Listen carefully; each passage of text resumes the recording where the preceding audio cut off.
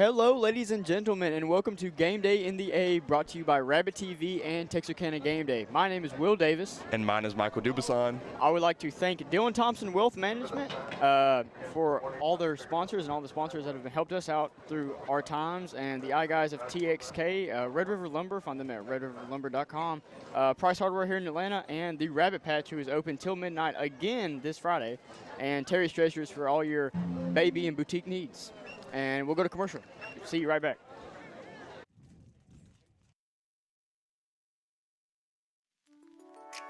Here, we provide quality materials for your dream home, and Atlanta ISD provides quality educational opportunities to help students pursue their dream futures. Red River Lumber and the Design Center is proud to be a continued supporter of Rabbit TV.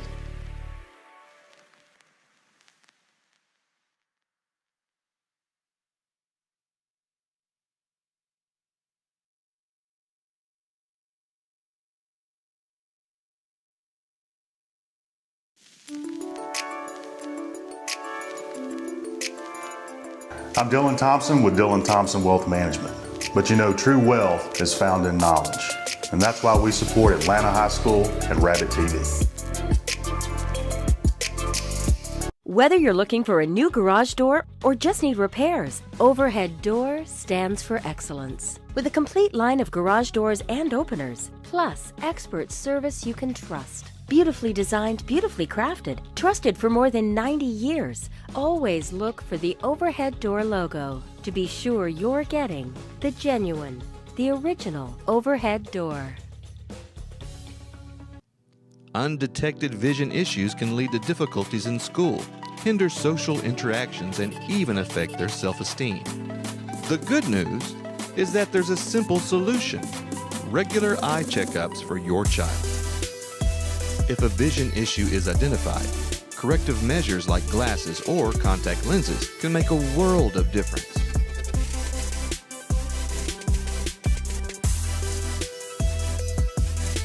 The Eye Guys are a proud supporter of Rabbit TV and Atlanta High School. Go Rabs! You've spent years working hard to create your financial security. Reward yourself with a checking account designed specifically for you by a bank that shows you the outstanding level of customer service you deserve.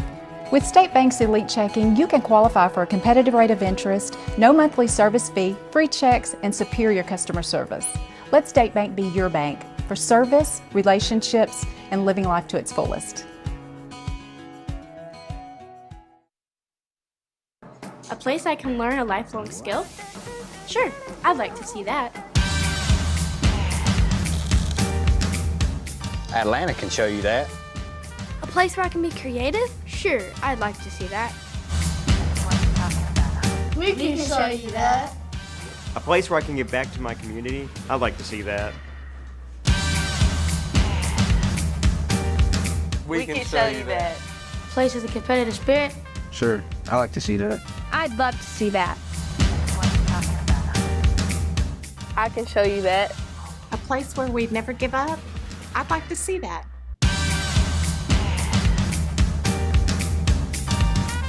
I can show you that. A place I can pursue multiple talents? I would like to see that. We can show you that.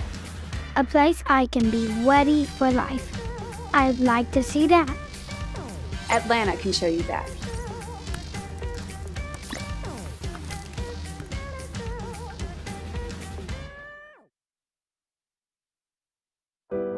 It has been said that the education system is on life support, that it's broken.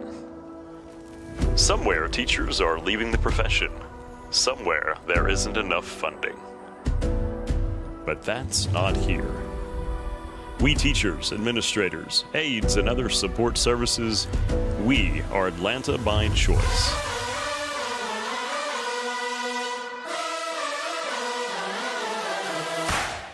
We choose to show up and be there for our students. With our whistles, flare pins, and print shop orders, we choose Atlanta. We choose to step into the challenge of not only educating, but molding our students to reach their full potential. To rise up and get gritty. Through good days and bad, we answer the call to lead our students and city into the future. Thank you for choosing my education. Thank you for choosing our community. Thank you for choosing to teach me. Thank you for choosing my daughter. Thank you for choosing to be a part of the Atlanta family. Thank you for choosing to build the leaders of tomorrow. Thank you for choosing to love on me. Thank you for choosing to keep our children safe. Thank you for choosing Atlanta ISD. Thank you. Thank you. Thank you. Thank you for choosing Atlanta. We are Atlanta by choice.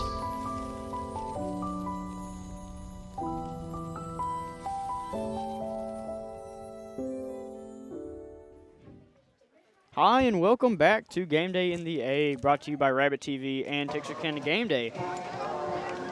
We have a good matchup for you today. We have the New Boston Lions against the Atlanta Rabbits. The New Boston Lions, who are 0-1, and the Atlanta Rabbits, who are 1-1.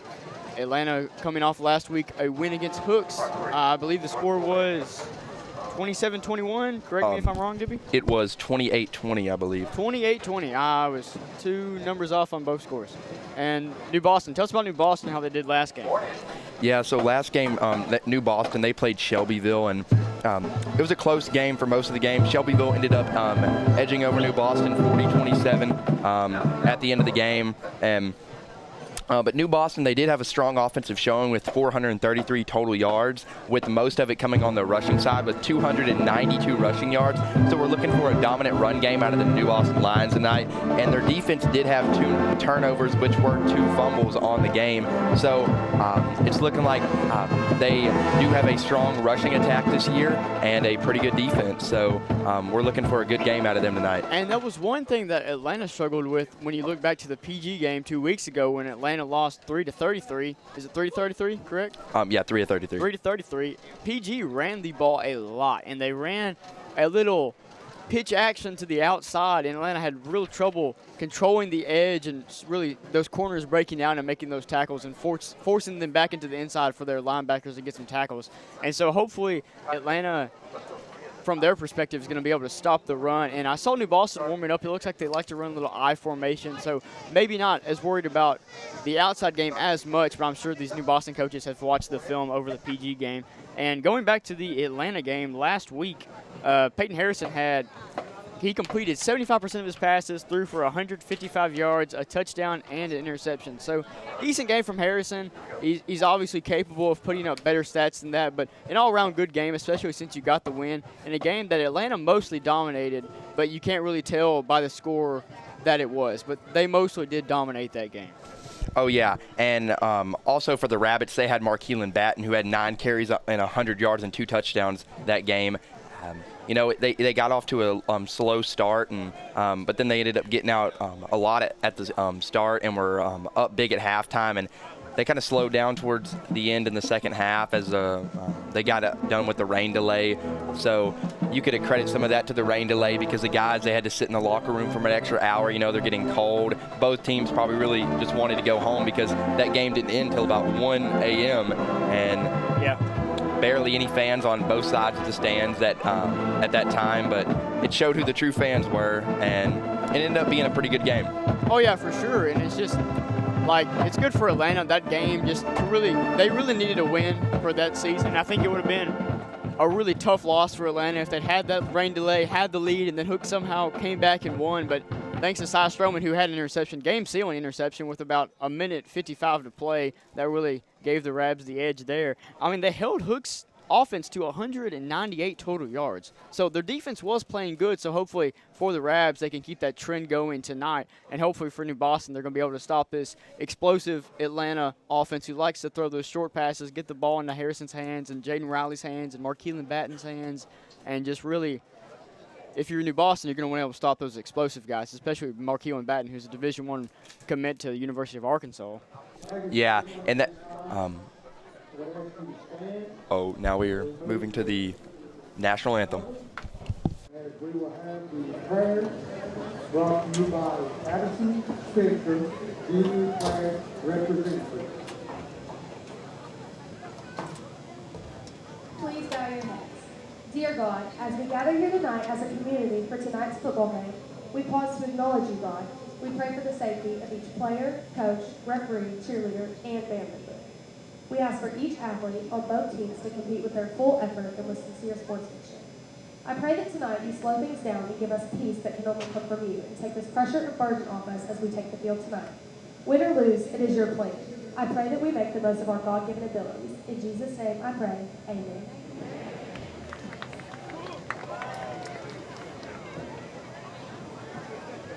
At this time, we will have the New Boston School Song.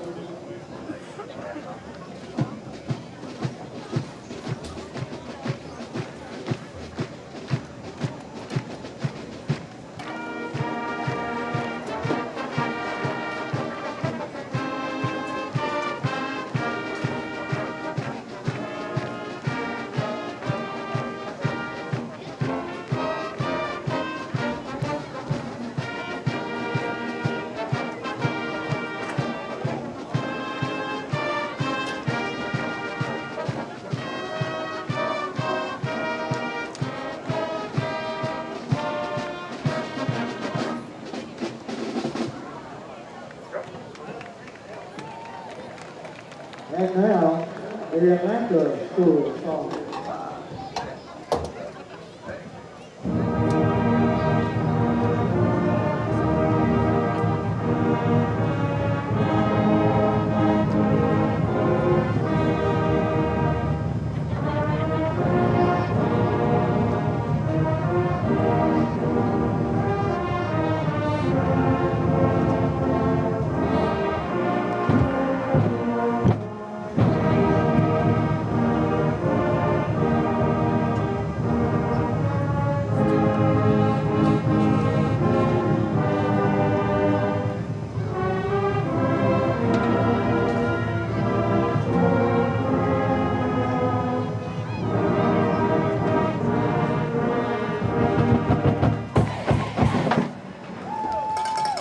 Thank you, and you may be seated.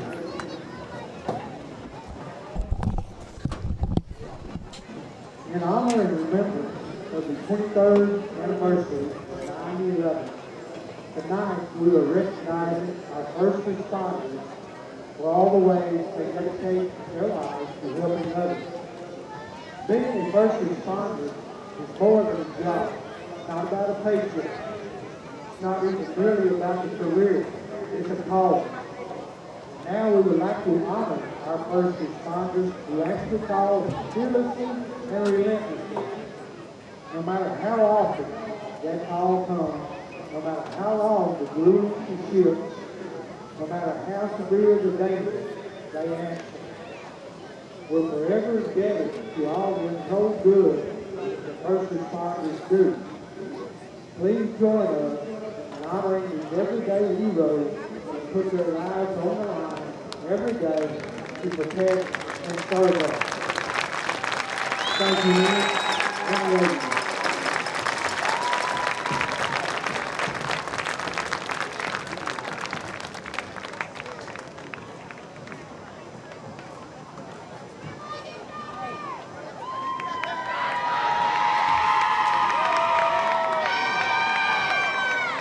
Leading the rabbit saddle in the field tonight will be the second grade class of Atlanta Primary School.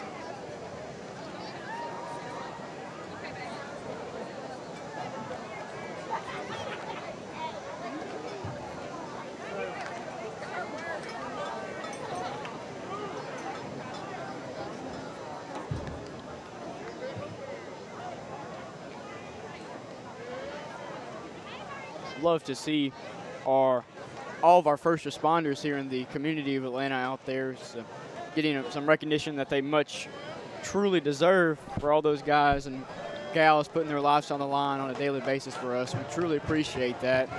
Just great. Appreciate that very much. Shout out, oh, sorry. So I was going to say shout out to all the student council people who put that together, especially Miss Charleston, who does a lot of work and doesn't really get the credit that she deserves because she's a little goofy sometimes, but she does truly put a lot of work into this school program as the New Boston Lions run out to their school song. Well, fight song, I guess. Yeah, and one thing as you can see as you look at both sidelines or both end zones right now is the Atlanta Rabbits look like they have about double as many players as the Lions. So it looks like they will have more depth tonight. So it looks like for the Lions we will be seeing more guys playing on both sides of the ball. And you know, they're probably really good condition for that, but that's a game changer, especially in 3A football, having depth at every position. And it's going to be a long game tonight, and hopefully those guys are conditioned well. Oh yeah, for sure. Especially since it's gotten a little bit hotter than what it has been. It really cooled down, but recently the temperature kind of rose back up today. It's like 83 degrees. Kind of feels like 85, but you know, there's a little humidity because it rained not too long ago. And Atlanta was getting hyped up. Yeah, looks like the Rabbits are getting ready. They're getting in the tunnel and they're getting hyped up. They're yelling, they're jumping up and down, they're smacking their pads. They're getting ready for it's game day. It's game day in the A, and you can definitely tell. As they're about to run out with some younger Rabbits. As the younger Rabbits run out.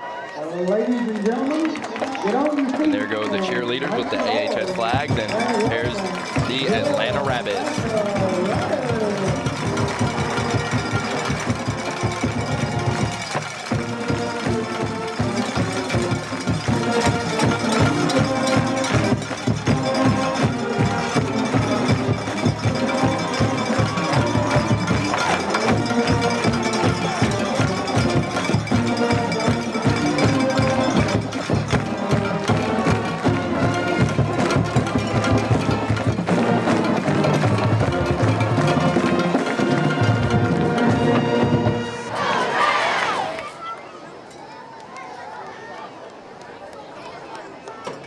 And as Atlanta gets their little tunnel taken down, we're going to have the national anthem played by the Big Bad Band from Rabbitland, I do believe. Shout out to Keith Sanders, the head band director, for always getting those Rabbits in shape for the band season.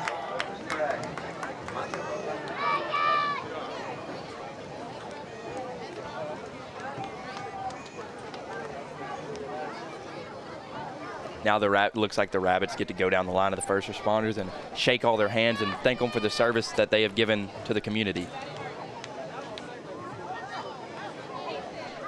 Nice little token shown there by the Rabbits.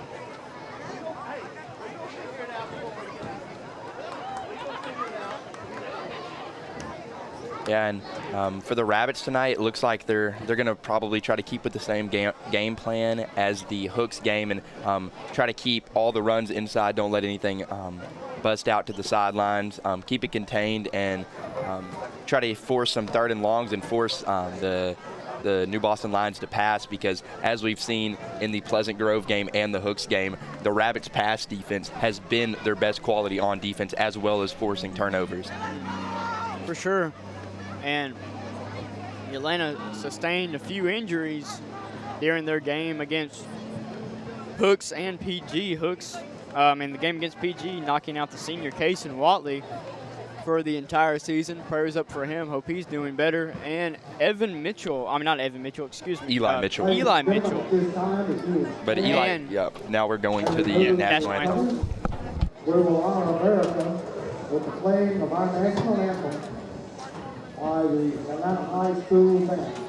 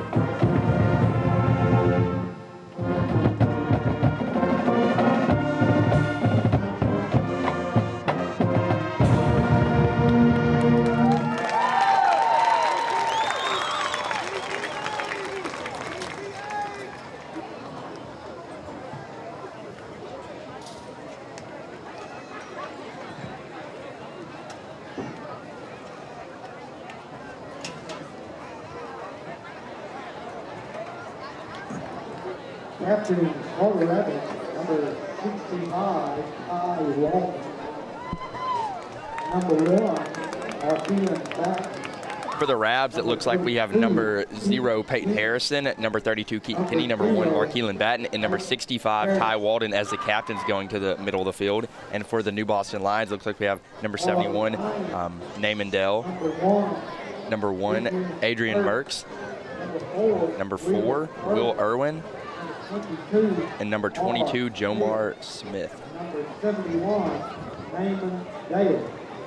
I believe those for Atlanta, those are the same captains that it has been all year, correct? Yes, I believe so.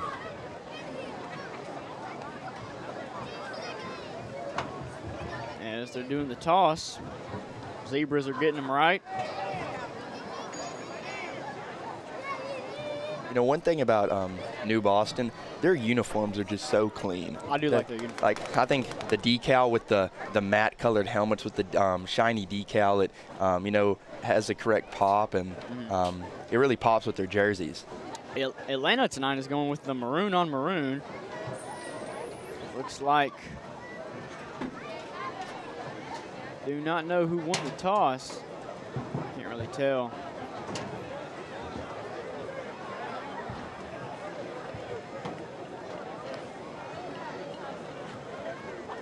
Oh, I believe New Boston won the toss and deferred to the second half. So the Rabs will receive the ball for the first quarter.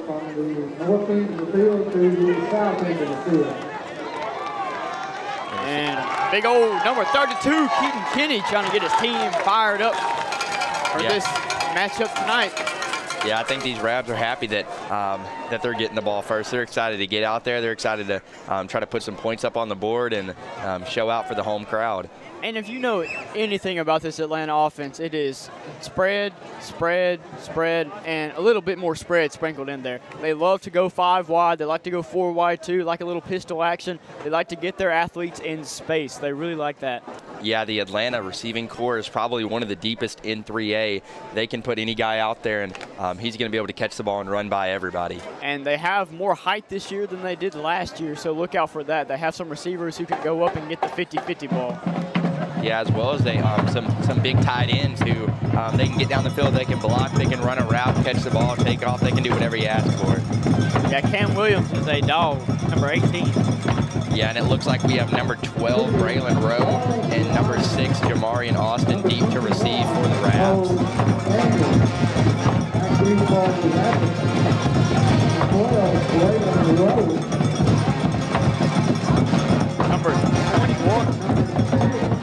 Number 21 is kicking for the New Boston Lions. Bo Daniel, here's the kick. It's a high kick. Lands about the 25-yard line, picked up by Jamarian Austin. He tries to spin away, but he's slung down by number 27, Kenny Hoffman. Yeah, that right there, those are one of those kicks so high he could have taken any bounce, and luckily for Austin, it bounced right into his arm, but he was just swarmed by the Lions. I imagine that's exactly what New Boston wanted on the kickoff. Atlanta will start on their own 31-yard line, I believe.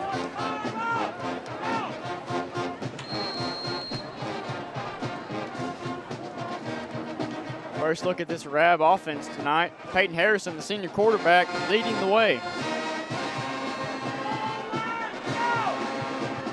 And this formation looks a little unusual for the Rabs, a little more bunched up and not all spread out. Snap, handoff to Batten. He jukes him, man. He gets the edge. This man can roll. Look out. He's slung down by number 5, Kason Campbell. Good run for the Rabs to start. Brings them to the New Boston 45-yard line. And that's exactly what the Rabs. And that's exactly what the Rabs are looking for tonight. They've struggled with the run game this season, comparing to previous seasons where they've been mostly run dominant.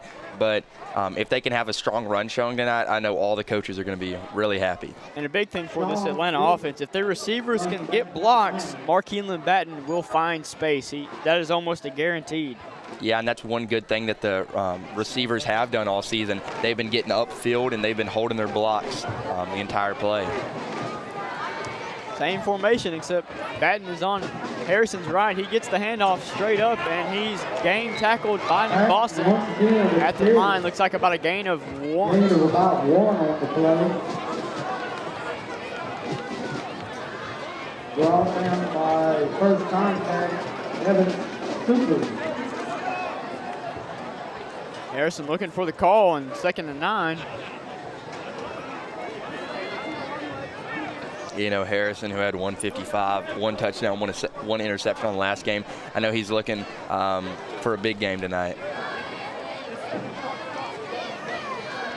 And the handoff to Batten on that right side. He's got room to run.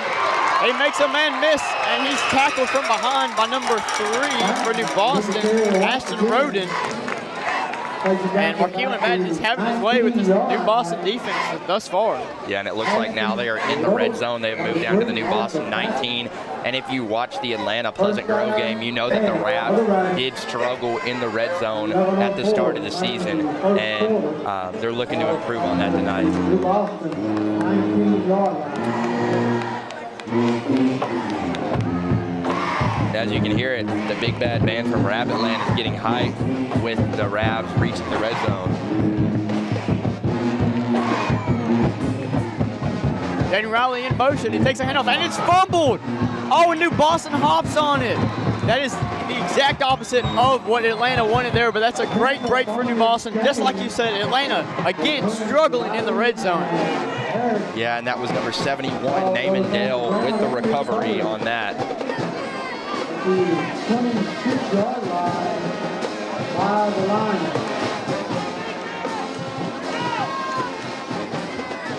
And that's a big play either way. That's a big play for New Boston for sure, and a big play for that Atlanta offense in the negative way. Yeah, it just seems like the Ravs still continue to struggle when they get down in the red zone. And there's the replay. Number 54 hopped on it. Number 54 is Eli Walker, the junior. And here's a handoff to the New Boston running back up the middle for about a gain of 3, but there is a flag on the play. Oh, never mind. It just fell out of the referee's pocket.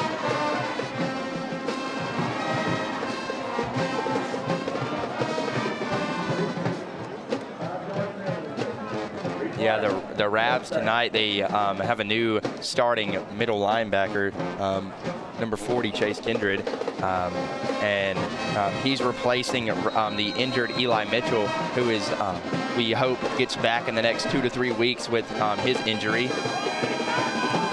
This Atlanta middle linebacker core has been shambled by injuries. They lost Brady Partain not too long ago to a season-ending injury, I believe.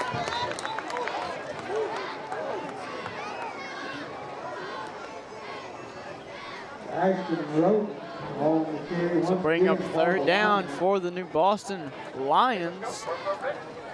And New Boston's quarterback, number 2, Justin Allen, he can sling it now. I watched him in warm-ups. He was easily getting 40 air yards, just pretty much smooth, just throwing the ball, getting warmed up.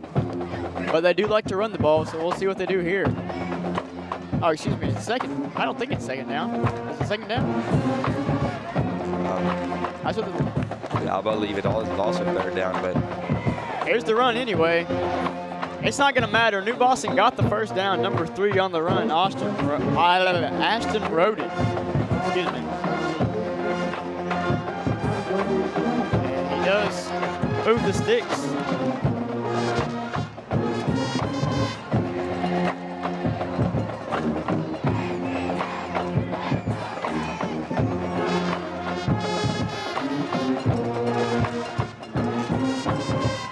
First down on New Boston's own 36-yard line.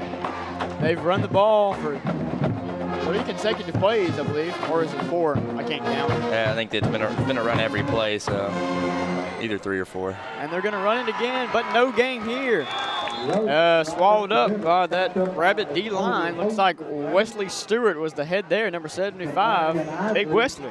Yeah, that Rabbit D-line are the biggest guys on the field tonight, and that's what they're going to try to do. They're just going to try to be a brick wall down there and stop stop the New Boston Lions rushing attack. And you got number 14 down there, Dalen Collins, who is the sophomore. He's playing defensive end, but he also plays receiver, so that just tells you how athletic this young man is. He's going to try to get off the edge and maybe get some tackles for loss tonight. Yeah, and it looks like Cy Stroman on the top of the field. He's manned up on the now not lone receiver, but has been the lone receiver for the whole game. And they're going to run it again. Surprise, surprise. Going to the left side, and he's tackled down by number 2, Landon Johnson, a.k.a. Boosie. Demetrian McChester on the carry. Landon Johnson on the tackle for the Rapids. And that will bring up 3rd down. 3rd and 8 to go. This is a clear passing situation. You have to wonder if New Boston's even got that in the playbook. They've only been running it tonight. Yeah, and this is what the Raps have been looking for, that 3rd and long, and trying to force a throw out of the Lions. Here we go, 2 running backs in the backfield, and here's the throw. No look, just throws it up to number. Oh, and Cy Stroman swats it away. The pass was intended for Kason Campbell. Number 2, Justin Allen, made up his decision, and he was going there, not even looking at anybody else. He was going there 100%. Yeah, another PBU for Stroman on the year. He's leading the team with pass breakups on the year. Because he does see most of the passing targets because he is the number 1 DB. They're trying to attack him, but right there, he showed that that's a no-fly zone over there. It is the no-fly zone for Cy Stratman. That's his nickname. And here is like a punt formation for New Boston. Number 7, Bryson Thomas. Number 2, their quarterback, Justin Allen's the long snapper. Looks like number 7 is Bryson Thomas is the punter. And here's the punt. Low punt. Trying to get a good bounce for New Boston. And it somewhat does, but stops at about the 30-yard line.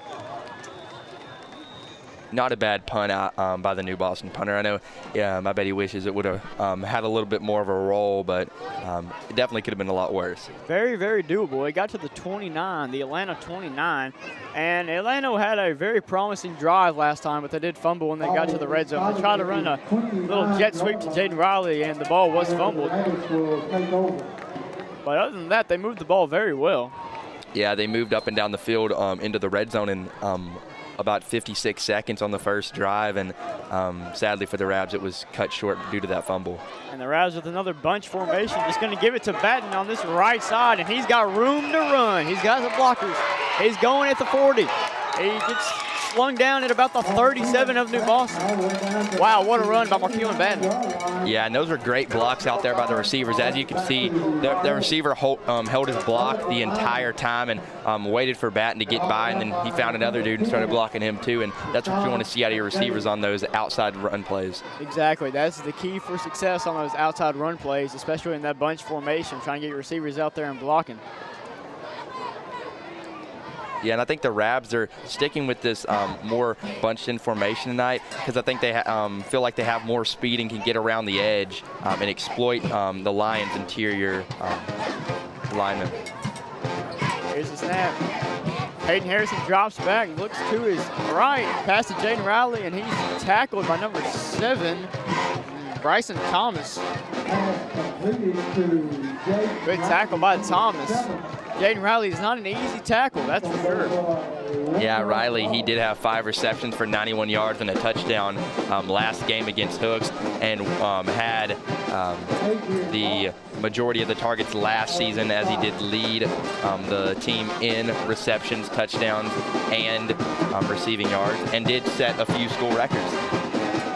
But uncharacteristic of Riley, he has had some fumbles this year and a few drop passes. He's trying to change that all around tonight, but he did have a fumble on the opening drive. And they hand off to Austin on the left side. He breaks a tackle, he breaks one, but he cannot break the next one. Tackled by number 22, Jamar Smith, the senior. It looks like a gain of about 1.5 or 2 yards. They reset the ball close to the line of scrimmage. Now the Rabs on a 3rd and long. This is a area that we've seen a lot for the Rabs, where they go to those quick passes this year, and they've got some pretty big completions. Yeah, the slant passes have worked well for the Rabs. They have got 3 receivers to the right. Harrison in the shotgun. He takes the pass. He's looking that way. But he's rolling to his left. He's still looking right. He throws it up. Jaden Riley is wide open, and he makes the catch. Yes, sir. First down about the 3-yard line.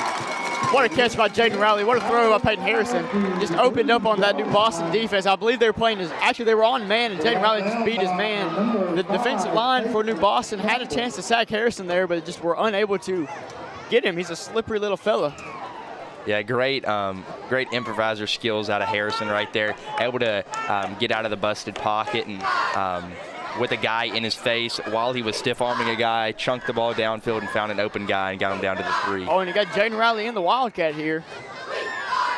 And he brings a man in motion. Here's the snap, high snap, but he's running to the right. Oh, and he's slung down. What a tackle. What a tackle by the New Boston player, number 5, I believe. Kason Campbell, he's been all over the field. Oh, number 3, excuse me. Austin Roden, he's been all over the field too. They got some ballers from New Boston.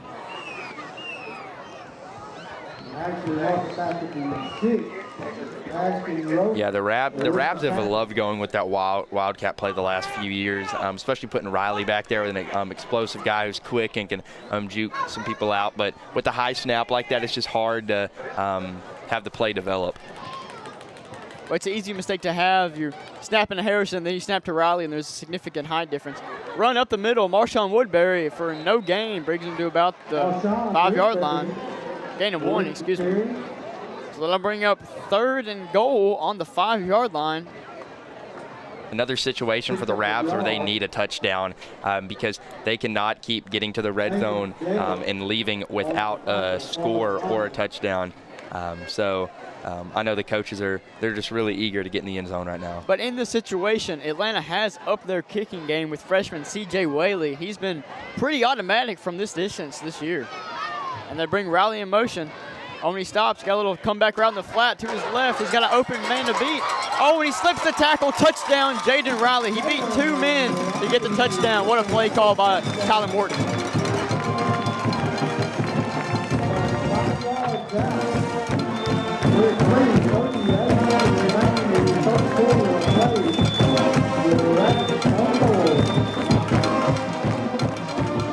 Atlanta lining up for the PAT.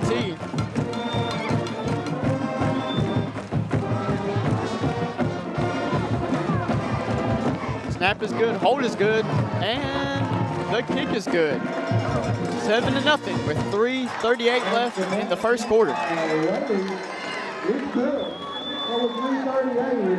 That's a great play design by the Rabs, getting Riley to the edge and just having him one-on-one with 2 guys and just able to use his agility to slip through those guys. Yeah, he slipped the tackle of Will Irwin, the senior. But that was just a great play call because I just can't talk. I'm sorry. You bring Riley in motion, and then he just has a little stutter step and then goes back to the left flat, and then Peyton Harrison, who's a left-handed quarterback, just makes that easy throw, and Jaden Riley's one-on-one with someone. And when you're one-on-one with Jaden Riley, that's not a situation in which you want to be. Yeah, those little short passes to Riley have really been the staple of the Atlanta Rabbit offense these last 2 years, with Riley just being able to get out in the open and just able to take off.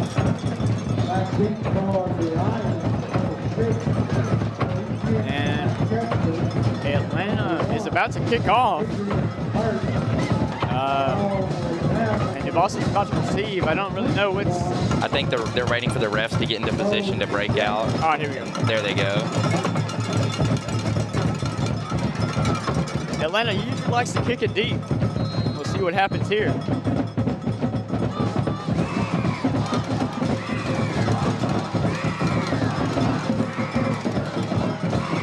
And the kick by Whaley is a low one. Looks like it's going out of bounds, and it does. Not Whaley's best kick there. Yeah, it looked like he just clipped off the side of his foot a little bit and caused that tumbling motion out of the ball and just shot it right out of bounds.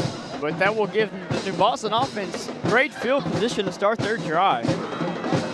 And the New Boston offense, they didn't look too bad last time. They got a first down.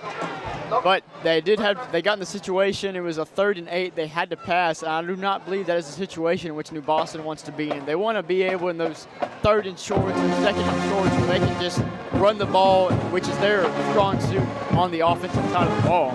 Yeah, because the last game out of the New Boston Lions, they doubled their passing yards with rushing yards, so we know that they are a majority run team, and that's just a favorable situation for the Rabbits, having a situation where it's 3rd and long and they can't run the ball. After the kick goes out of bounds, the Lions will take over at the 30-yard line. One receiver near side. And here's the snap, quarterback keeper. Oh, excuse me, was that a handoff? Yeah, it was a little tricky play right there. Kind of confused some people, but it looked like it was a handoff to number 1, Aiden Burks. That was a good play design. Yeah, good 8-yard gain out of the senior. Bring up 2nd and short, 2nd and 2. And this is, like I said, this is the exact situation which New Boston wants to be in. They want to get a good run on 1st down, so they have time to get that 1st down on 2nd and 3rd down, excuse me. There's the handoff up the middle, taken down by number 75, Wesley Stewart, and that will move the sticks for New Boston. Rouse known to carry. Picks up 1st down yardage. We're all down by number 75. And one thing that PG did when they ran the ball so well against the Rabbits is they targeted number 23, TJ Rainey, the freshman cornerback, and when they run it to the near side. I have not seen New Boston try that yet. I'm wondering if it will eventually happen. And here's a pass, looks like up the seam. Oh, and he's wide open. He's at the 25. Systrom is trying to catch him, but it's a touchdown. Touchdown, New Boston, number 4, Will Irwin. That's just a beautiful play call by the coach there. Great pass by Justin Allen. He was wide open through the seam. That gives you 6 points for the Lions. Yeah, that play call right there, it just allowed that I think he was lined up and just able to slip right through the line and just get right on top of the linebackers. And they really just weren't prepared for that play call, and it just allowed him to slip through and take the correct angle to the end zone and get There's in. the replay there. Number 4, Will Irwin, took a great angle. He ran at Systrom and then took a little left, so Systrom just didn't have enough speed to come and catch him. And here's the PAT. Good snap, good hold, and good kick. We're all knotted up. 7-7, 2:17 remaining in the 1st quarter. We'll be right back after this short commercial break.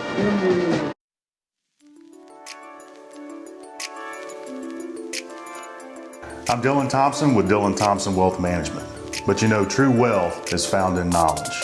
And that's why we support Atlanta High School and Rabbit TV.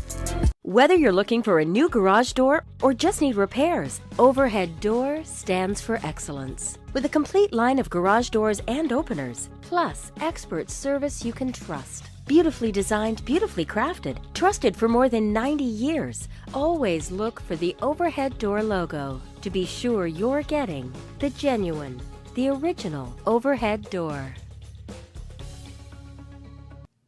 Undetected vision issues can lead to difficulties in school, hinder social interactions, and even affect their self-esteem. The good news is that there's a simple solution: regular eye checkups for your child. And we are knotted up at 7 after that big pass from Allen to Irwin, and something New Boston we hadn't seen a lot of. That was only their 2nd pass in the game, but it did go for a touchdown, and that's exactly what New Boston wanted. Looks like they're lining up for maybe an onside kick here. Yeah, it looks like it's going to be a little short few steps out of number 21, Bo Daniel, for the kick right here. So I think the Rabbits really don't even know what's coming. Or maybe a little pooch. And it is a pooch kick to number 19. Number 19, Forston. Number 15, sorry, number 15, my bad. DeAndre Simmons. Numbers are bunched up, so it's hard to tell. Yeah. And that fumble the first drive Atlanta had is looking somewhat costly right now. You could be up at least 10-7, but now you're tied with New Boston 7-7. And, I mean, the offenses look good for Atlanta, but you never know when this New Boston defense could turn it on. Yeah, but if it keeps staying a close game like this, those little plays like that, those fumbles, those matter, and that could come back to bite the Rabs. Here's the handoff to Carvier Range, far side. He got about 6 yards, and then he was tackled. But he stayed up for a while. DC Range on the carry for the Rabbits. Looks like a gain of about 6 or 5 yards. They moved the ball back a little bit, but it's a good first down gain. Especially an unfamiliar face to Carvier Range in the backfield. We normally see him lining up at receiver, taking some screen routes at receiver, but maybe we'll be seeing more of him in the backfield this year. Hey, Atlanta just likes to get their athletes in space. And here's that same handoff to Markeelan Batten that we've seen so many times today. And he slung down by number 1. Markeelan Batten had him stiff-armed for about 4 yards, and he finally was slung down by number 1, Merckx. Yeah, and that might have been a little late there. It looks like he wasn't slung out until he was already out of bounds and had given himself up. No call. I'm not mad about it. I don't really like those personal fouls unless it's just blatantly out of bounds. And here's the snap to Harrison, or not. Looks like they're going to look for the call. 2 receivers to the left, 1 to the right. 2 to the right. Markeelan Batten on Harrison's right-hand side. Maybe they're doing a little audible right here, a little quick play change to They got about get the 3 seconds left on the play clock. Here's the snap. Harrison looked right. Now he's looking left. He's rolling left, but he's got some open room. Harrison's going to run, and he's slung down by number 32, Goodner. Good tackle by Goodner there, but a good pickup for Harrison. Got about 9 yards there. Yeah, but Harrison, he did have an open man down the field, but it looks like the pocket just collapsed a little too quick, and he had to use his legs to get out of there and avoid a sack.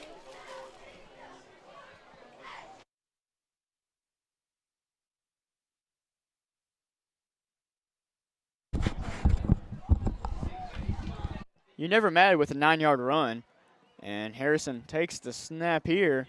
Hand off to Batten in the pistol. He goes straight up the middle at the New Boston defense, and he gets about 4 yards, maybe 5.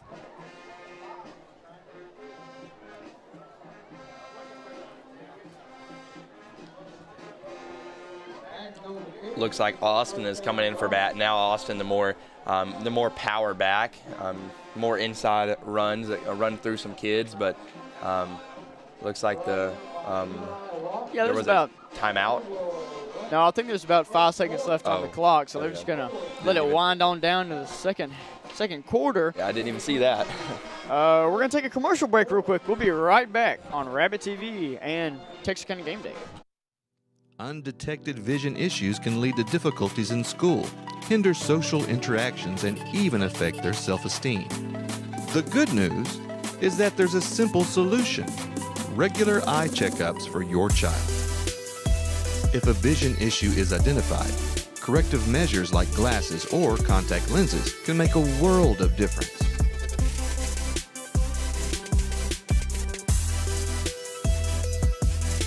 The Eye Guys are a proud supporter of Rabbit TV and Atlanta High School. Go Rabs! Here, we provide quality materials for your dream home, and Atlanta ISD provides quality educational opportunities to help.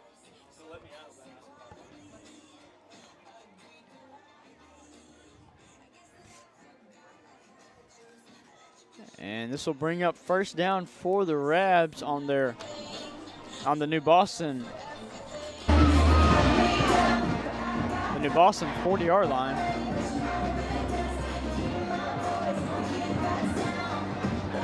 Yeah, it looks like the Rabs do have 2 receivers spread out, so it's more likely for a pass to happen, but there's still Austin in the backfield, and it is a handoff, and he is swarmed at the line, but it looks like he was able to fall forward for about 1 yard. One thing about Jamar and Austin, you're rarely going to get negative yards when he's running the ball. He's a lean forward back. He's rarely going to get negative yards. Yeah, he might get hit in the backfield, but he's at least going to fall forward and get you back to the line of scrimmage. He's just a guy that he's going to keep battling until he's on the ground.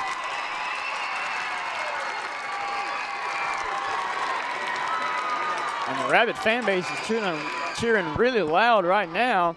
And here's second down. Harrison, trouble in the backfield, and he's swarmed, taken down by number 50. Who is that? Number 40. Number 40, Sean Veals, the senior. Good sack there for New Boston. And seems to be an injured player on the field. We'll go to commercial. Here, we provide quality materials for your dream home. And Atlanta ISD provides quality educational opportunities to help students pursue their dream futures. Red River Lumber and the Design Center is proud to be a continued supporter of Rabbit TV. You've spent years working hard to create your financial security. Reward yourself with a checking account designed specifically for you by a bank that shows you the outstanding level of customer service you deserve. With State Bank's Elite Checking, you can qualify for a competitive rate of interest, no monthly service fee, free checks, and superior customer service. Let State Bank be your bank for service, relationships, and living life to its fullest.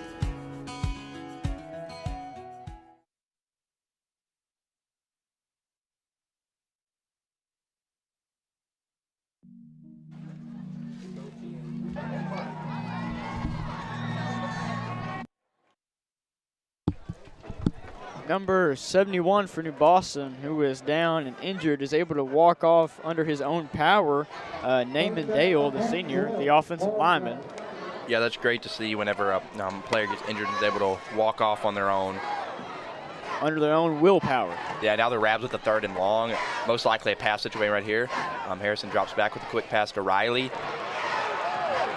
Oh, and he breaks one tackle, but he's unable to break the second. But he got a little help from the New Boston defender. He gave him a little RKO behind his back and looks like got him the first down. Yeah, that little RKO suplex move right there, straight out of the WWE, just gave him that first down.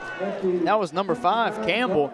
And it was a good tackle, but it was a unfortunate tackle in that situation, especially launching Riley forward. Here we go, Atlanta with another bunch. DeCarvier, Range, and Markeelan Batten in the backfield. A little confusion. Here's the snap. Handoff to Markeelan Batten. Going on the left. Oh, he got some blockers. Oh, and he breaks a tackle. Touchdown, Markeelan Batten. Wow, and it looked like the Rabbit blockers right there, they were moving downfield and they were not stopping, even if it meant blocking their own guys, but it didn't matter because they got in the end zone. Hey, they don't ask how, they ask how many. Good touchdown run for Markeelan Batten there. Atlanta lining up for the PAT in their unusual formation like they always do. The swinging gate. Swinging gate, baby.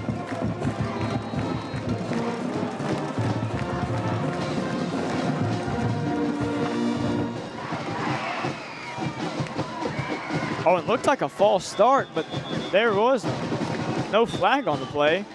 Oh, yes, there is. Yeah, a little late flag because it was an obvious false start by the Rabs. Looked like they had multiple guys moving on that line. I believe it was the right guard and the right tackle. Both of them jumped. And I wonder if Atlanta will still try to attempt the PAT for the kick. I believe they will. Like I said, Whaley has been very good this year. About a 25-yard kick.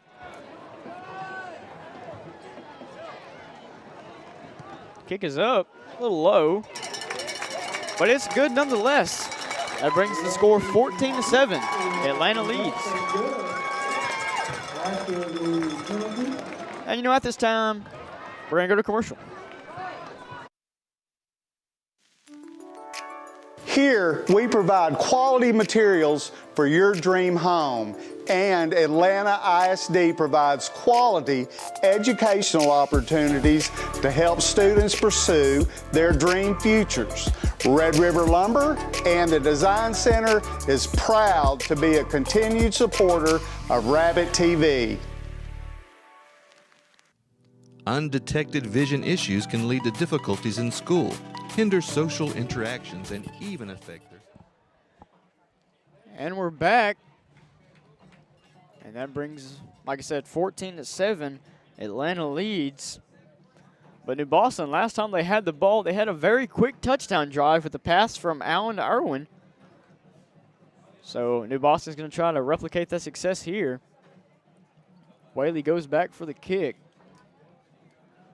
Last time he kicked, it was an out of bounds. The kick went out of bounds. It was a little low stinger, and it just kind of rolled out of bounds. So he's going to try not to do that here. And it looks like a good kick. Burns the New Boston returner, but he still catches it over the shoulder. Oh, and he's tackled down. It looks like he got tripped up by number 13 for the Rabs. Caden Linwood. Caden Linwood, the junior. Nice little ankle tackle there for Linwood.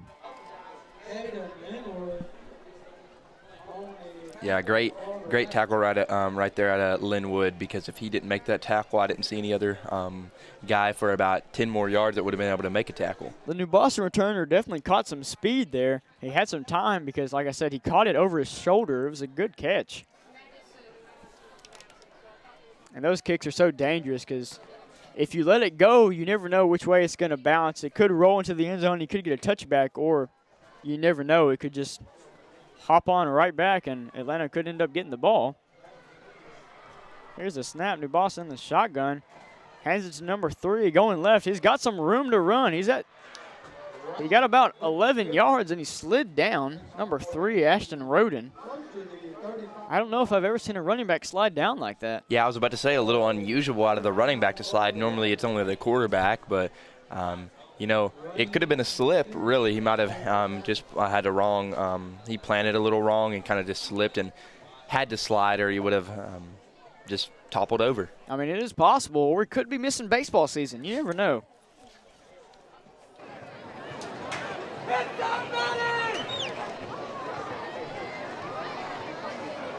And New Boston in that I formation. Hand off to the fullback, number 27, and it's going nowhere, about a gain of 1. Number 27 is Kenny Hoffman. Yeah, for the Rabs, it continues to look the same. Whenever you run up the middle, the big D line is a brick wall, but whenever you go to the edge, you're able to get around some guys and actually get a pretty good gain. It's just the fact that on this defensive line, you can switch out for Atlanta, number 32, Kenny, and number 75, Wesley Stewart, 2 of the biggest boys out there on the field playing defensive line. Hard to get past them. And New Boston in the pistol. Tight end goes in motion. There's the handoff. Right side, number 3, Roden. Decent gain there, about 5 yards.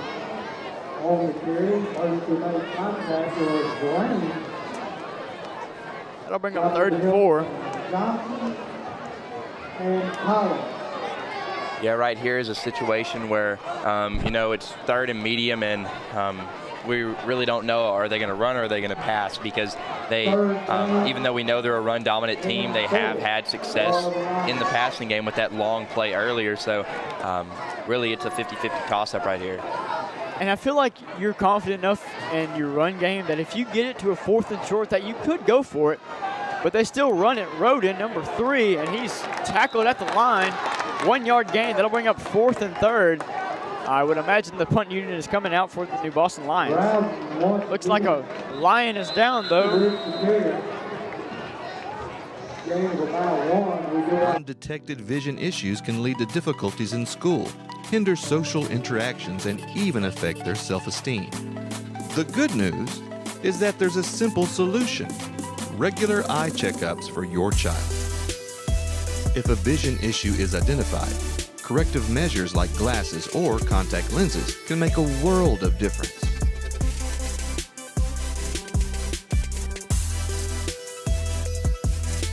The Eye Guys are a proud supporter of Rabbit TV and Atlanta High School. Go Rabs! Here, we provide quality materials for your dream home, and Atlanta ISD provides quality educational opportunities to help students pursue their dream futures. Red River Lumber and the Design Center is proud to be a continued supporter of Rabbit TV.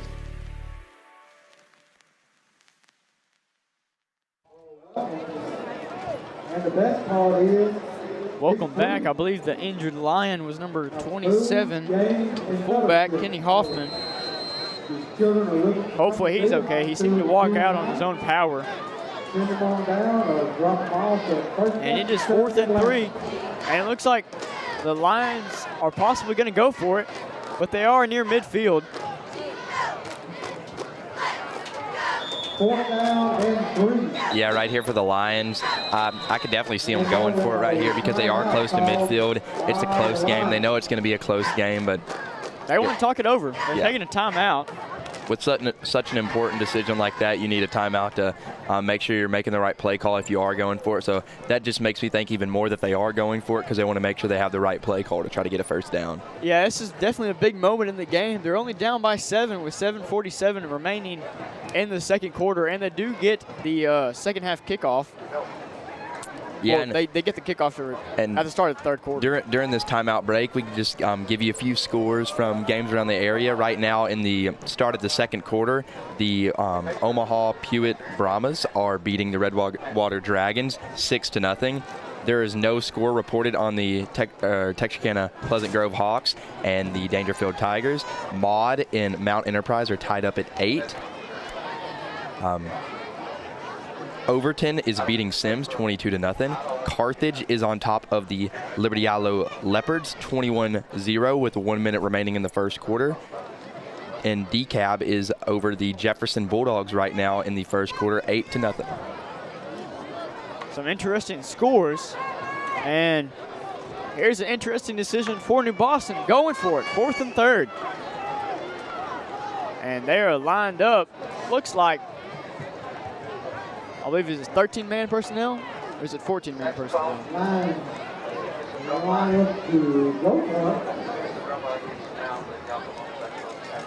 But it looks like there's some confusion out of the Lions right here, and now there's a timeout by the Rabbits. Yeah, that was interesting. It looked like New Boston was more confused than Atlanta was. But another timeout in this chess match nonetheless. This time, we'd like to thank all of our sponsors, Dylan Thompson Wealth Management, the iGuys of TXK, Red River Lumber, Price Hardware, and the Rabbit Patch, which is open till midnight tonight on Friday, and Terry's Treasures for all your baby and boutique needs. Liberty Islo, who is now in the Atlanta Rabbits district since they reclassified from 4A to 3A. That'll bring up a big challenge for the Rabs when they play Liberty Islo with their quarterback Trip Basinger. Yeah, Liberty Islo, they've been a real pass-heavy team this year, and they've been able to have a lot of big breakaway plays, especially with Prevo out on the edge, being able to get around a lot of guys and just run by everybody. Has been a great rivalry between Atlanta and LE. That'll be a great game to watch. And New Boston here is going to go for it. Run up the middle, handoff to number 22, and he's tackled.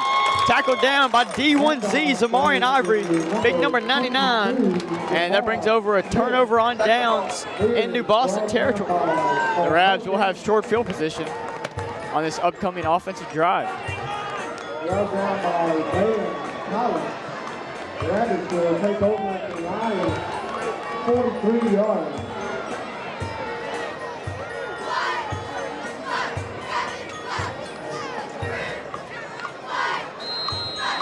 Yeah, great field position right here out of the Rabs. Starting your drive in the opponent's territory is really, you can't ask for anything more than that.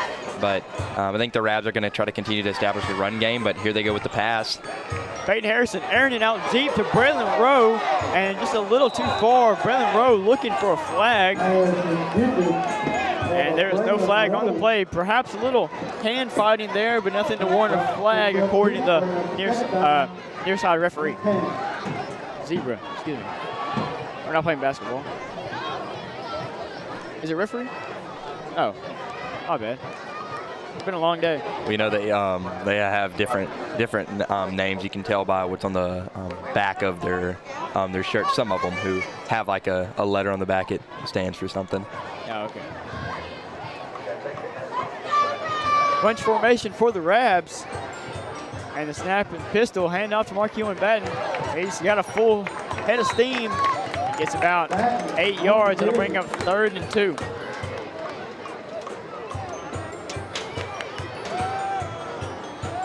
Gain of about 8. 3rd down and 2.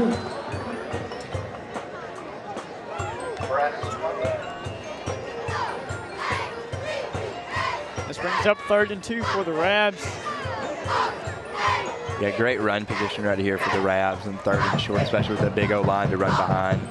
And they do run it with Markeelan Batten up the middle. And he gets about maybe another 8 yards, 9 yards. He's averaged about probably north of 10 yards a carry tonight. He's been running the ball very well behind this Atlanta offensive line. Yeah, and that offensive line has been getting out there every single run play, and they've been continuing to play another 2, 3, or 4 yards every time by getting behind their running back and pushing him forward for as much as they can. Atlanta nearing the red zone.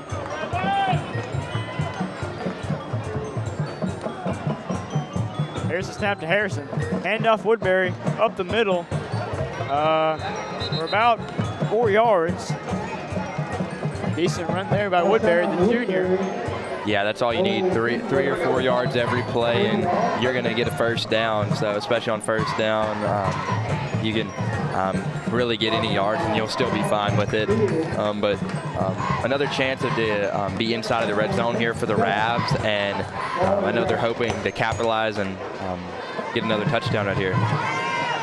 Here we go, 2nd and 7 for the Rabs. About the 20-yard line, maybe 21. Hand off to Woodbury, right side sweep. And he's tackled by that New Boston defense. Or not, he's still on his feet. Number 54 had him wrapped up, but Marshawn Woodbury would just not go down. Number 54, Eli Walker. But still got about some forward progression there. Yeah, he looked like the untackleable Untackleable? Untackleable man out there, because he just wouldn't go down no matter what. He might have been going backwards, but he was not going down. And that brings up 3rd and 6 on the New Boston 19-yard line.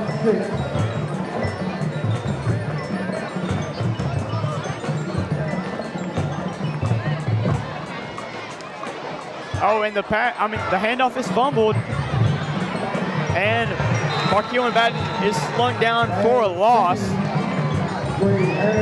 About a loss of 5 yards there. That'll bring up a 4th and long. And this is a situation that's a little bit too far. Maybe too far for a field goal. Too far for a field goal, but too close for a punt. So we'll be seeing a 4th down attempt out of the Rabs right here. A 4th and long this deep in your opponent's territory is really nothing you ever want to deal with. But if they can come out with the conversion right here, they're going to be in really good position. Here we go, big play here. Harrison in the gun, 1 receiver to his left, 3 to his right, and Atlanta's going to use the timeout to talk it over. We'll be right back after this short commercial break.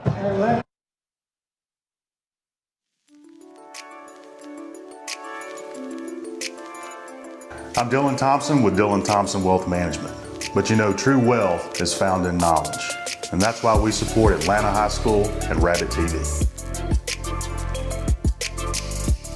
Whether you're looking for a new garage door or just need repairs, Overhead Door stands for excellence. With a complete line of garage doors and openers, plus expert service you can trust. Beautifully designed, beautifully crafted, trusted for more than 90 years. Always look for the Overhead Door logo to be sure you're getting the genuine, the original Overhead Door.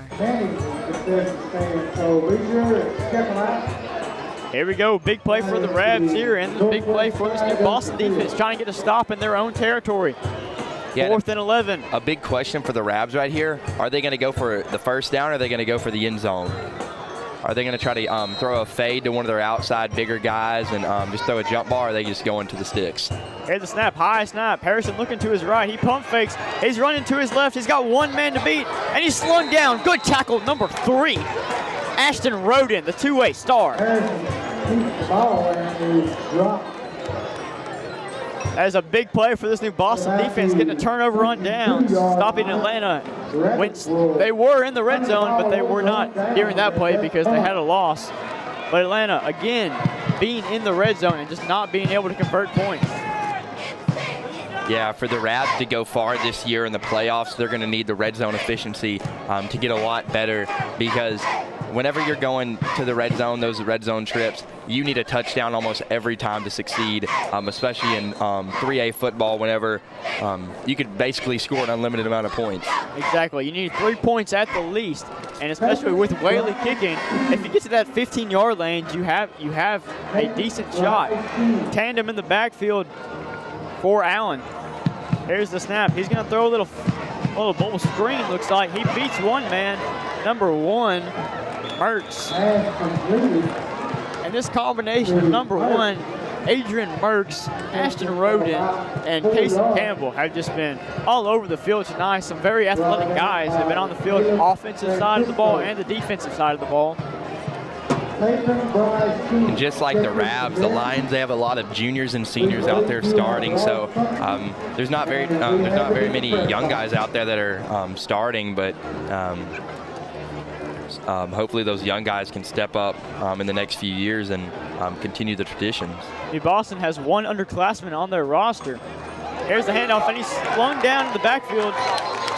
Broke tackle, but the leader of the charge was number 18 for the Rabbits, Cam Williams. Yeah, Cam Williams, he's averaging 6.5 tackles a game and 2 sacks a game. And in last game, I believe he had 4 TFLs. So he's known for being in the backfield. That's just his second home at this point. And it brings up 3rd and long for New Boston, a situation they don't want to be in. And here we go, see what they do here. See if they play it safe for a run, try to get the punt team out there, or see if they air it out. Here's the snap, looks like they're going to throw it. Looks like another flat route. He breaks the initial tackle, then he breaks another one. Oh, and then he might have gotten the first down. Oh, but he stepped out of bounds. Ty Stroman had just enough power to push him out of bounds, and that'll bring up 4th and 3 on New Boston's own 30-yard line. And I'll have to imagine this will be a punt. Yeah, but they've been aggressive so far, so it's never there's never a 100% chance of a punt right here, because they could shock us and try to get the 4th down conversion. Because it looks like it is only a 4th and 2 now, so only 2 yards to go, and it looks like they are going to be going for it. And your defense has played pretty well. Looks like they're going to go for it. High formation. Big play here. Oh, and Atlanta jumps off sides. That's just a critical error. That's a mental error you cannot have, giving New Boston a new set of downs. Well, what it looked like, I believe, number 2, Boosie, he was trying to get one of the New Boston offensive linemen to make a reaction to him jumping to try to force a false start, but looks like he was in the neutral zone. Yeah, they just all they have to do is reach out there and touch him, and that's a neutral zone infraction. And the referees are huddled together. And that is a New Boston first down. Offside is the call on number 2, Landon Johnson. And that's an error you cannot have from the senior. Yeah, he's a big leader on this defense, averaging just about 7 tackles a game. And you hear his number called almost every single defensive play. New life for New Boston. 1 man in the backfield, and they're going to roll out. He's in trouble. He throws it away. I wonder if he got to the line of scrimmage. Oh, but there's a flag on the play. Looks like roughing the passer. Looks like they're going to call roughing the passer on number 3, C.J. Whaley, which it looks like it was the quarterback might have over-exaggerated a little bit, but we really can't tell from up here. Waiting on the call.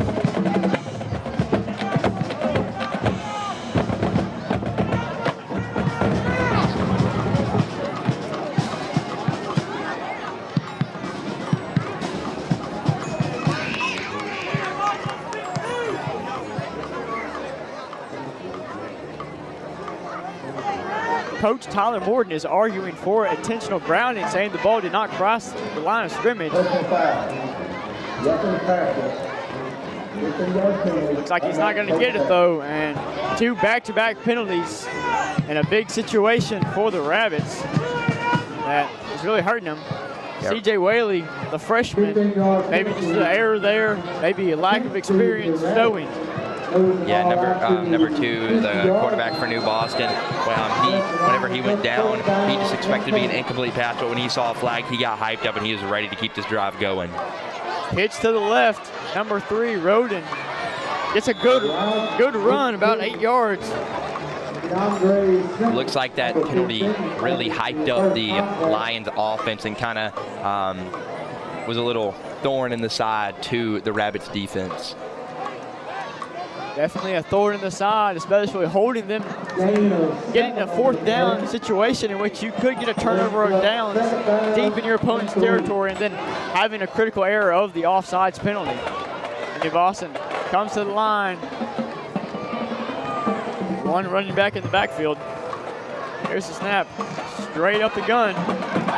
Good tackle by number 0, Peyton Harrison. The quarterback looks like he's playing defense this drive. Yeah, look, they made 3 substitutions this drive. They have Harrison in, Batten in on defense, and Riley. Now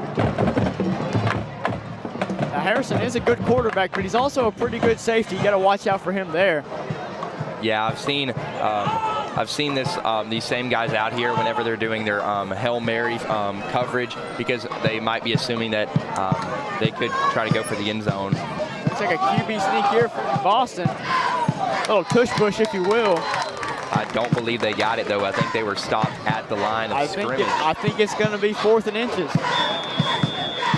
Looks like we have one referee spotting it at the line of scrimmage and one spotting it about half a yard forward and short of the line to gain. And New Boston's going to call a timeout with 1:14 remaining in this first half. It'll be interesting to see what New Boston does here. I assume they're going to go for it in this situation. You're in opponent territory, and it's maybe a little too short to punt and definitely out of field goal range.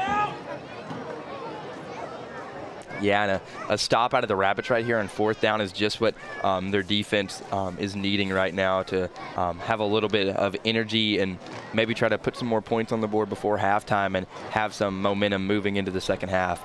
That's for sure.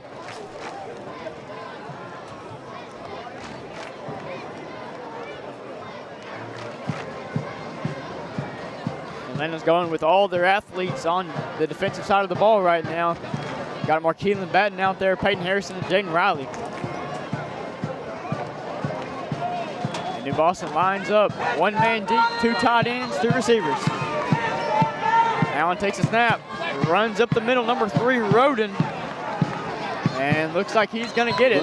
Forward progress. He's thrown down by Chase Kindred. Chase Kindred helps him get up. Great sportsmanship there. And that'll move the 6 for New Boston. Yeah, and this New Boston offense needs to get a little bit of hurry up going right here, because they do have right under 1 minute to go to try to score until halftime. And it's going to be hard to do that if they keep running the ball. But Allen's in shotgun. 3 receivers to his left. There's the snap. Looks like it's going to be a short little screen pass, tunnel screen, and he's thrown down. Jaden Riley went low and took out number 5's legs, Cason Campbell. Yeah, that's a great tackle there by Riley, because he was there was a block set on Stroman that stopped him from getting the tackle, but Riley was right there to level the receiver. And then Boston's going to take a timeout to stop the clock. Yeah, and I believe that was their final timeout. If they can't get a first down on these next few plays, then they're going to either have to punt or try to take a shot to the end zone. I feel like you have to start taking shots to the end zone right now. If you have a tunnel screen with 40 seconds left, that clock's going to continue to run.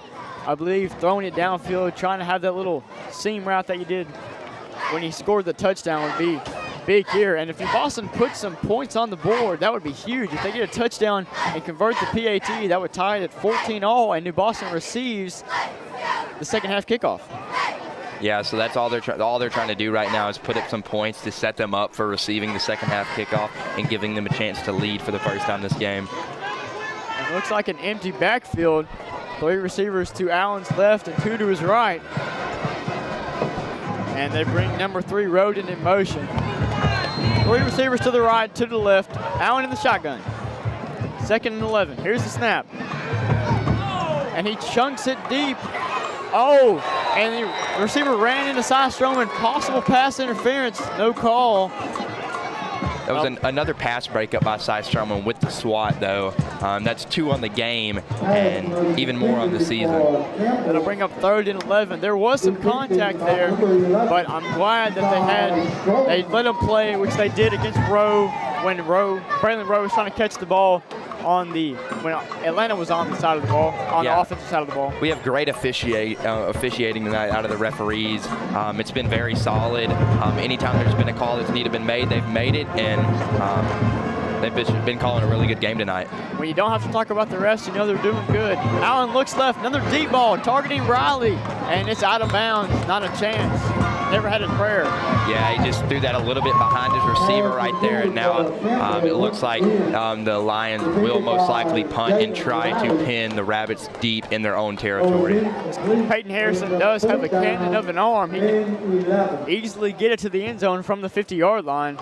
So I believe a nice little punt would be smart here, but it looks like they're lining up to go for it. 29 seconds remain, 4th and 11. Looks like a little tunnel screen to number 4, and it's dropped.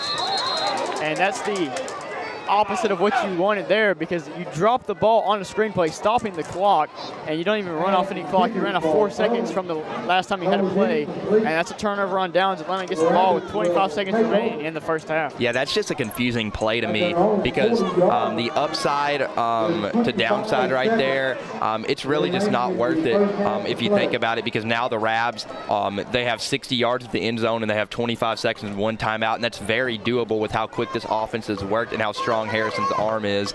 But if they would have punted right there, they could have pinned the Rabs deep, maybe inside their own 10-yard line, and the Rabbits most likely would have just kneeled the ball out and went to halftime. Exactly. But now Atlanta thinks they have a chance here. Harrison looking left, throws it up the middle to Whaley. Oh, and he drops the ball, had it in his hands, and he just bobbles it. Yeah, that pass was a little low right there, but that was basically the perfect ball placement, because if he threw it a little higher, it would have gave that DB the chance to make a play on the ball. But being a low little dart like that, it gave Whaley a good chance to make a play, but that's just a hard catch to make. Definitely a hard catch to make, but definitely a play that Whaley could have made, but he's kicking himself over that. That'll bring up 2nd down, 21 seconds remaining. Batten in the backfield, 2 receivers to Harrison's left, 1 to his right. He's backpedaling, looking like they're trying to set up a screen here to Markeelan Batten. He's going to his left. He's got room to run. He's at the 40. He's at the 30. And he's hit out of bounds by number 5, Kason Campbell. What a play by Markeelan Batten. What a screen. What a play call. Perfect execution. That'll put the Rabs on their own 20-yard line, bring them into the end zone. Into the red zone, excuse me. Yeah, now with 12 seconds to go to halftime and 1 timeout, the Rabs are probably only going to have at max 3 more plays left to try to get in the end zone. And I know they will settle for a field goal if that's the best they can get, but I know they're trying to get a touchdown right here to make a statement to going into the second half. That would certainly make a statement. Here we go. This would be a big play. 4 receivers out wide. Harrison in the gun. Takes the snap. Looking to his right, up the middle. He's got Whaley. Touchdown. Oh, but the ball is dropped.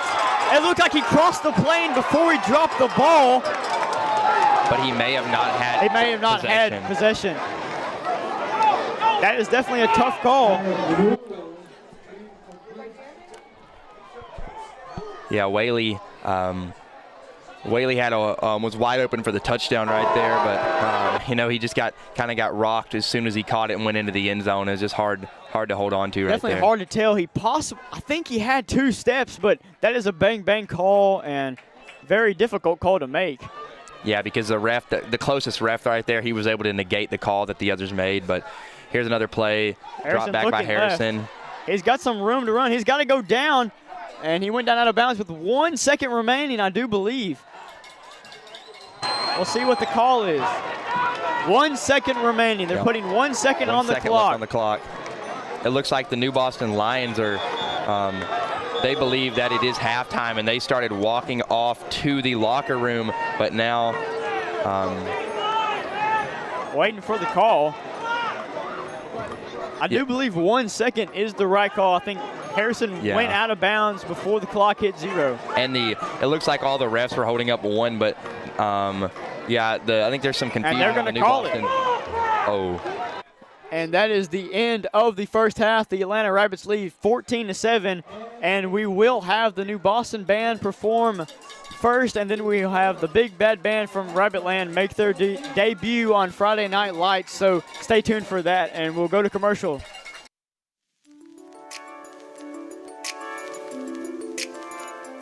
I'm Dylan Thompson with Dylan Thompson Wealth Management. But you know, true wealth is found in knowledge. And that's why we support Atlanta High School and Rabbit TV. Whether you're looking for a new garage door or just need repairs, Overhead Door stands for excellence. With a complete line of garage doors and openers, plus expert service you can trust. Beautifully designed, beautifully crafted, trusted for more than 90 years. Always look for the Overhead Door logo to be sure you're getting the genuine, the original Overhead Door.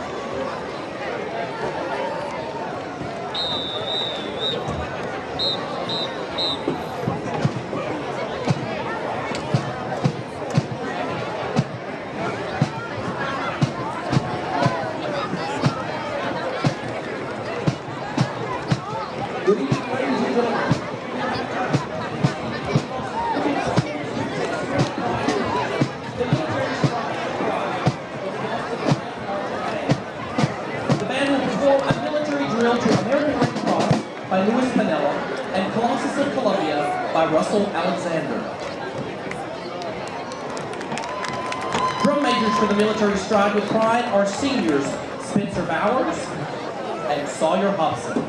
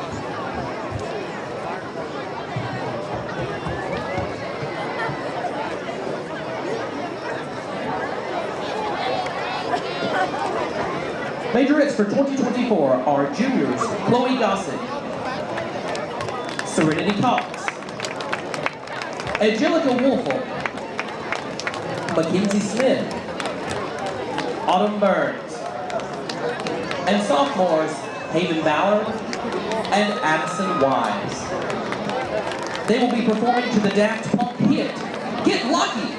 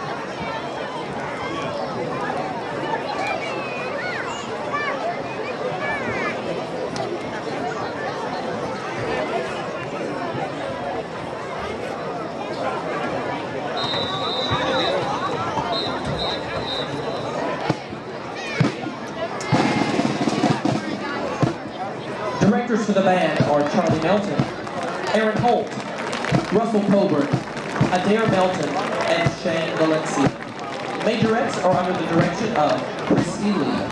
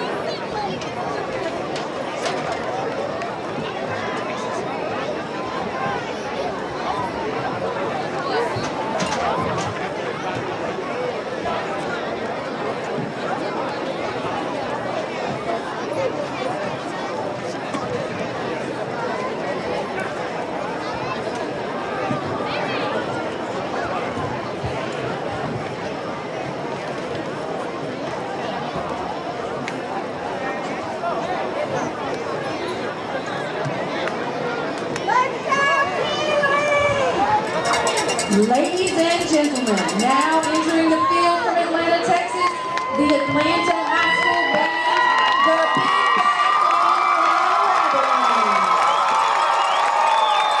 Drum makers for the band are Susan Mitchell and Katie Soraya. This week's section of the band is the mellophones. The bandsmen of the week are Brooklyn Bailey and Kyle Dwayne Goodson. The freshmen of the week are Chloe Long and Evelyn Zarate.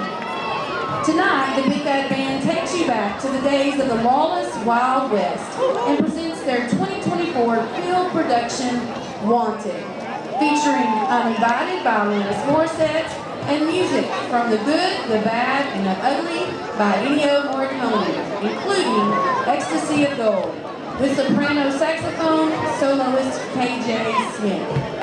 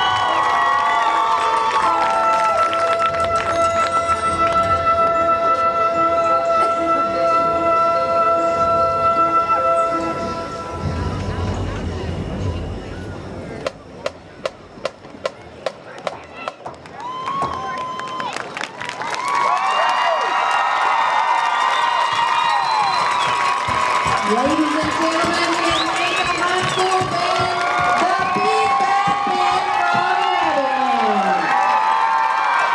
The band is under the direction of Keith Simmons, David Thompson, Kristen Thompson, Hunter Hill, and Larry Brashear. Color guard coordinator is Mr. Denise Conley. Sound engineer is Mr. Aaron Whitehead. Thank you for your applause and enjoy the game. And go Rabbits!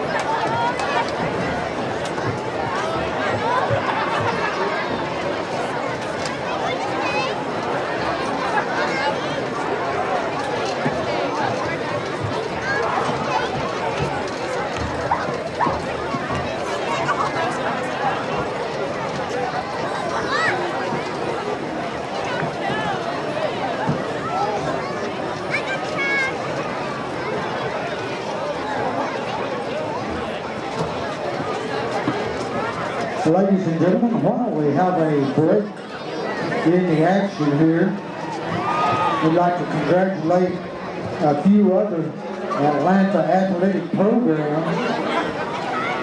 Earlier this week, the fall tennis team was victorious over Pleasant Grove.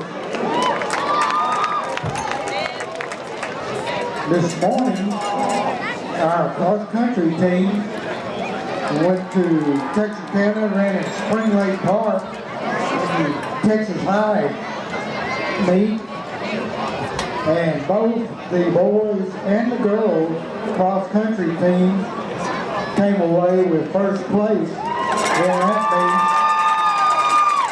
meet, defeating both Texas High. I'm Dylan Thompson with Dylan Thompson Wealth Management. But you know, true wealth is found in knowledge. And that's why we support Atlanta High School and Rabbit TV. Whether you're looking for a new garage door or just need repairs, Overhead Door stands for excellence. With a complete line of garage doors and openers, plus expert service you can trust. Beautifully designed, beautifully crafted, trusted for more than 90 years. Always look for the Overhead Door logo to be sure you're getting the genuine, the original Overhead Door.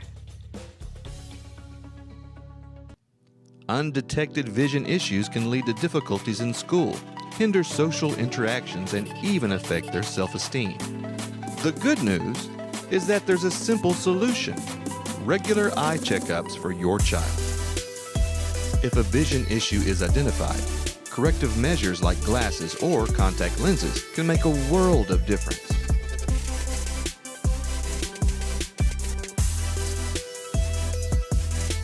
The Eye Guys are a proud supporter of Rabbit TV and Atlanta High School.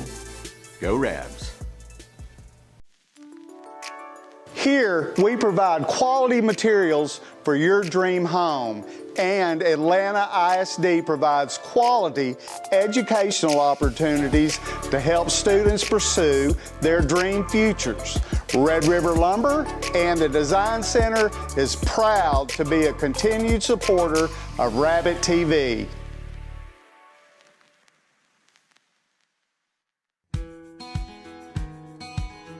You've spent years working hard to create your financial security.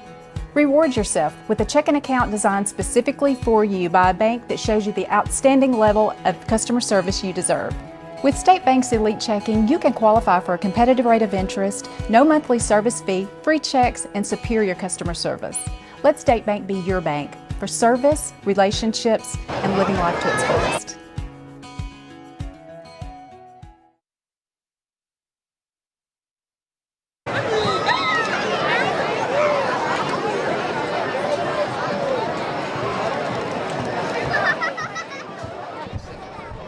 Welcome back to the Atlanta Rabbits game. Game Day in the A, brought to you by Rabbit TV and Texarkana Game Day. The score of this game is 14-7. The Rabbits are leading New Boston, but New Boston does receive the ball to start this second half. Michael is going to give you some score updates. Yeah, so for the Redwater Dragons and the Paul Pewitt Brahmas, it is Redwater 6, Pewitt 12 at halftime. Dangerfield is down 21-0 to the Pleasant Grove Hawks with 2:30 remaining in the second quarter. New Diana is topping Sabine 25-0 at halftime. Maud is down 24-16 at halftime to Mount Enterprise. As we know, the score for this game is 7-14 with the Rabbits leading. Overton is beating Sims 29-0 at halftime. Elysian Fields and Queen City are tied up 6-6 with 2 minutes left to go in the second quarter. Carthage is leading the Liberty Isle Leopards 31-7 at halftime, and the DeKalb Bears and Jefferson Bulldogs are all tied up at 14 at halftime, which should be a great game over there in Jefferson, because it's two really good teams this year, with Jefferson really exploding onto the scene with their Division I commit Cam Williams, who is trying to have his second full year of high school football because he has had 2 ACL injuries the last 2 years that have cut his season short, which have actually both came against the Atlanta Rabbits. Interesting. So he will be a tough man to stop this year if he stays injury-free, which we hope he does, because he is a great athlete. Where is Cam committed? He's committed to UNLV. UNLV. University of Nevada in Las Vegas. So it is a Division I program in the Mountain West Conference. Mountain West, yeah, they're still in the Mountain West. I don't know, the Pac-12 might need them. Which UNLV is playing Kansas right now and is 16-17. I couldn't care less. And we got about 3 minutes till this second half starts. It's been an interesting game. New Boston having their lone touchdown come on a pass. They have not passed the ball a lot. I'd probably say it's about 90% runs and 10% passes. But their one pass was a touchdown from Allen to Irwin on a little tight end seam route up the middle. It was wide open. Cy Stroman tried to hawk him down, but he just did not have a chance, and Irwin scored, giving the New Boston Lions 7 points there. And Atlanta has had multiple chances in the red zone. The very first drive, they drove down to the red zone quite easily, and then Jaden Riley had a fumble, and New Boston pounced on it. And at the end of the first half, C.J. Whaley seemed to have caught a ball and crossed the plane, but he was hit by a New Boston defender and bobbled the ball, giving him 2 drops on that drive. And that really could have gone either way, but it did not go the way Atlanta wanted, but it did go the way New Boston wanted. So luckily for them, they are only down 1 score going into the second half. Yeah, and the New Boston Lions just took the field. They ran out of their tunnel, and it looks like the Atlanta Rabbits are warming up and getting ready to take the field as well. But unlike the New Boston Lions, the Atlanta Rabbits have been pretty 50-50 on the pass and run, probably 60-40 pass to run in the first half, but they've both been working out, and they're probably going to stick with the same game plan for the second half. Yeah, they've run the ball very well in those tight formations, trying to get their receivers out blocking and Marquise Labatt in some space. It's worked out very well for them. They'll try to keep that offense rolling in the second half, and New Boston is going to try to stop them. Yeah, and now looks like leading your Rabs out of the tunnel is number 99, Big D1Z. That's D1Z. And here the Rabbits go. And here comes the Rabbits.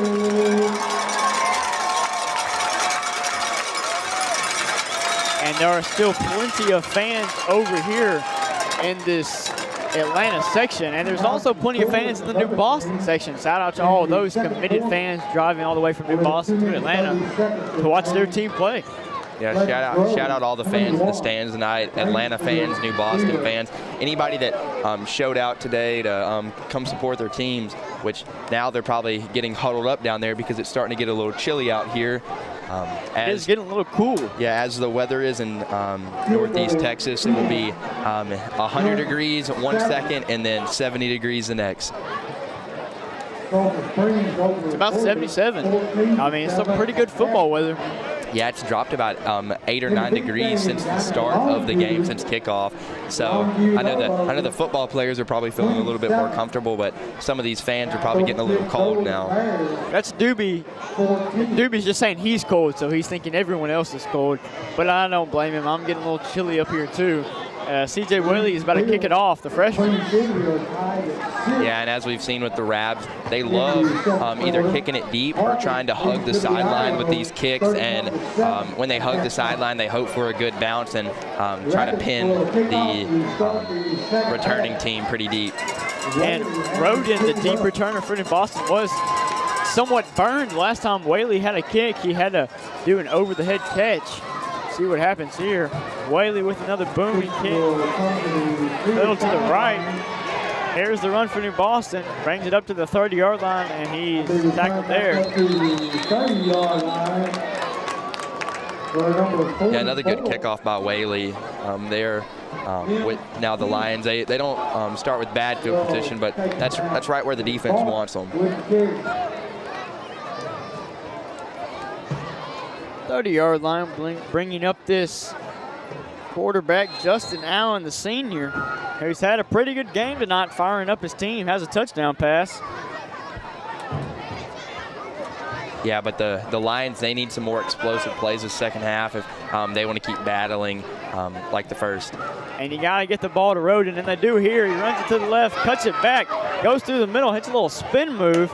And I think forward progress will give him about 5 yards. They've leaned on Roden, they've leaned on Campbell, and they've leaned on Merckx throughout this entire game. And they've been running the ball very well, and they've been playing defense very well tonight, those two-way players. Yeah, when looking at the roster, just the jersey numbers 1 through 5, they've seen a lot of action on the offensive and defensive side all game long. And they're going to have to keep continuing pushing the ball to Roden and letting him get out there in some space and make some plays. That does bring up 2nd and 5. Allen in the shotgun. 2 tight ends to his right. Play action pass, looking left, throws downfield, and it's swatted away. Cy Stroman yet again swats another one away. That is Stroman's 3rd pass breakup on the game.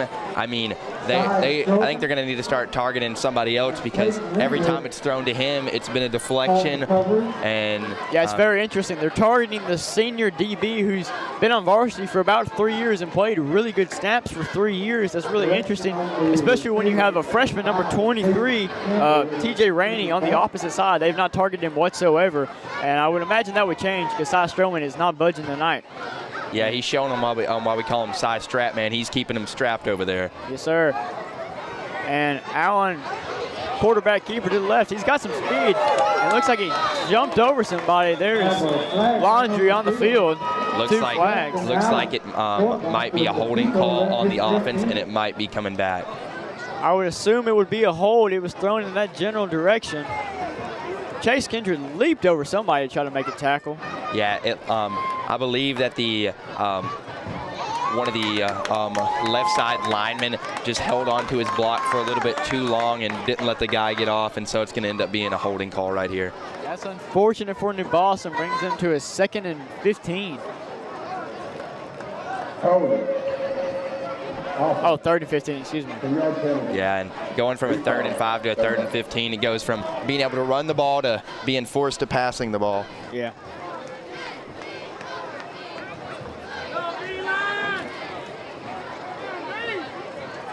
Yeah, it's going to be a difficult play call right here, especially not being able to target Stroman's side of the field. So they do have receivers down to the bottom of the field away from Stroman, but they throw a backside screen play, and 1 tackle broken, 2 tackles broken, but it is only going to be a gain of about 4 yards. So it will be 4th and 11 for the Lions, so they will be forced to punt. Yeah, this is definitely an obvious punting situation. New Boston is not scared to go for it on 4th down, but they definitely want to go for it here.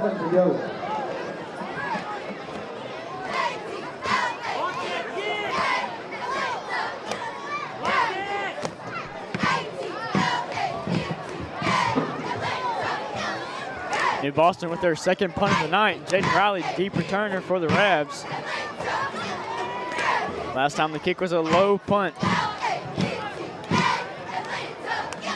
Yeah, the Lions right here, they're just looking for a punt to try to flip the field and not let the Ravs, but it looks like there's a delay of game. Delay of game, or no, New Boston was able to call a timeout before the delay of game happened. And that is definitely quite interesting there. I don't know, me personally, I don't know if using a timeout in that situation was the right move, especially since it's a close game. A close game and early in the third quarter. I don't think it was necessary to have a timeout there, especially when you're punting the ball anyway. You easily could get 10 yards on a roll, but I do see the aspect of having a timeout in case you're not comfortable with your punter, who seemed to have a good punt last time, but if you know he's not usually the greatest punter, you might want to take the timeout there. Yeah, but that is, I also agree that is a different call right there. I'm using that timeout because, you know, how the game's going right now, there's a good chance it's going to come down to the wire, and timeouts are going to be crucial in that situation where the time's running out and you need to stop the clock. I agree with you there. But it is number 7, Bryson Thomas, back to punt for the Lions. And it's a sky, not very far. And didn't get the best roll. That'll put the Ravs on their own 45-yard line. And it looked like number 18, Cam Williams, was only about a fingertips length away from blocking that punt right there. He just ran through the New Boston line and was almost able to get a block punt right there. The Rabbits will start their first possession of the second half at their own 45-yard line. So the Ravs taking over on their own 45-yard line. They're looking for another quick drive right here like that we've seen all game. And I know the coaches have probably brought up the red zone efficiency in the halftime talk, and they're hoping to get in the end zone this drive.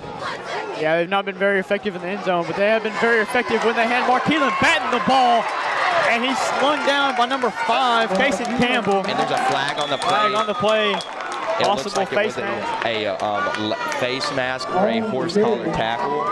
It looks like the defender did reach in the head and neck area, so he could have grabbed a face mask, or it might have been a horse collar tackle. It's a 15-yard penalty either way. Which at this point in the field would be a half a distance to the goal and would set the Rabbits up on about the 12.5-yard line.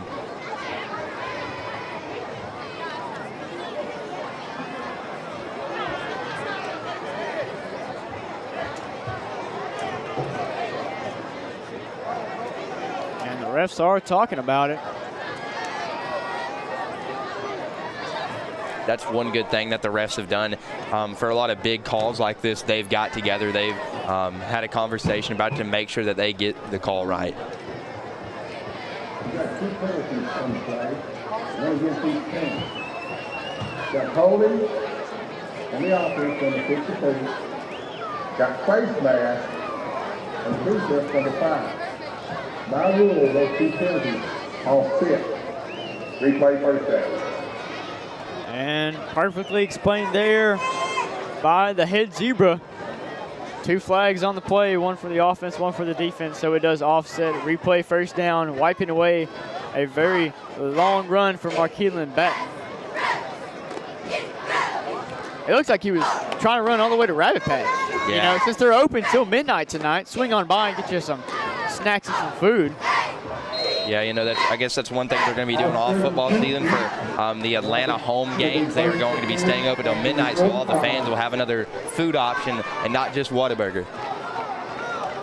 Snap to Batten, running left, almost the exact same play. He's making some moves.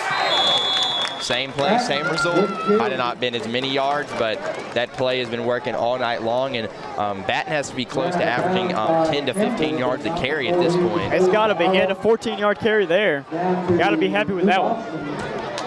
41-yard line. Puts the Rabs in enemy territory on the 41.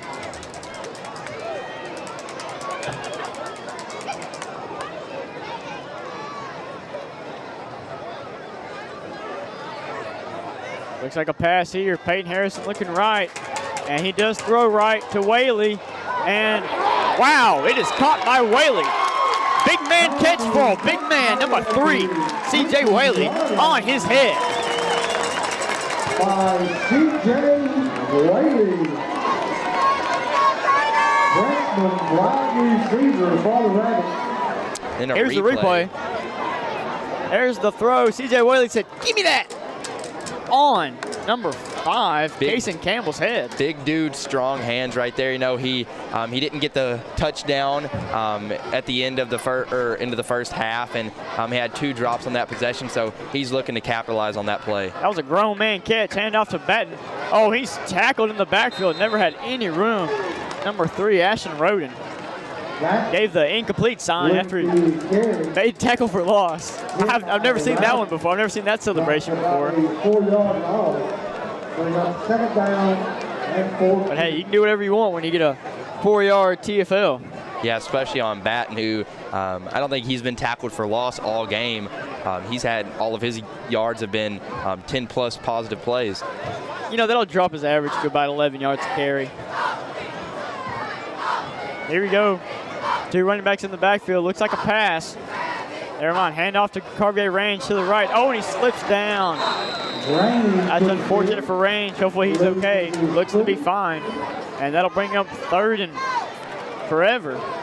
Yeah, with how the weather's been recently and the rain, there's some spots on the field that might just hold a little bit of water, and it makes it a little bit slippery, especially whenever you try to plant and go upfield like he did, because he was going outside but saw an inside lane and tried to plant and juke inside, but just slipped and fell down. So that's unfortunate for the Rabs.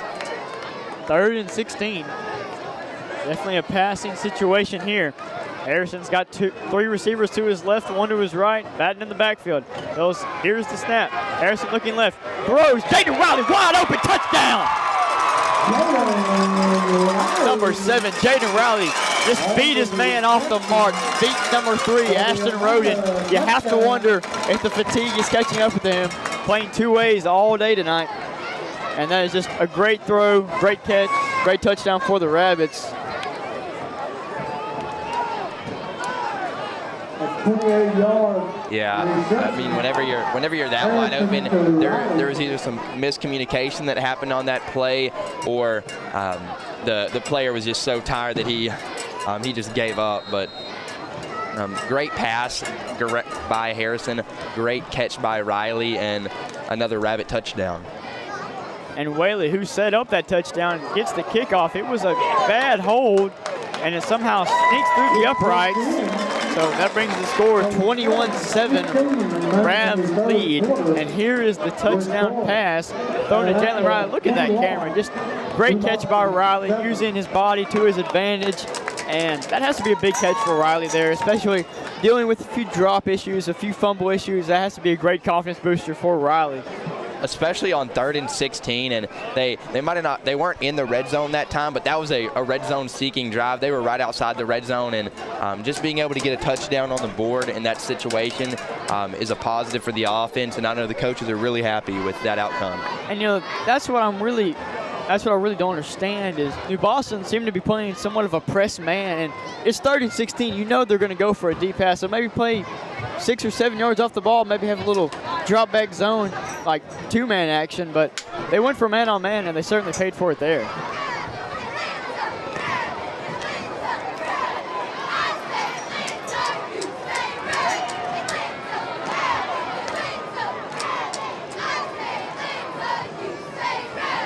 Ready to kick off. Route back deep.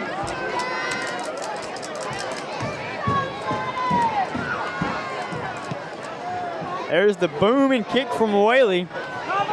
Right at the New Boston returner, number 6. And he's swung down, going nowhere. Landon Johnson on the tackle. That brings up bad field position for the Lions. Yeah, great kicks by Whaley tonight. especially in a high school football, pinning your opponent deep like that every single time. It just allows for better offensive position because, you know, the punting isn't always as good in high school football. So there's a good chance that you're going to take over better offensive field position and set your offense for a good chance to score.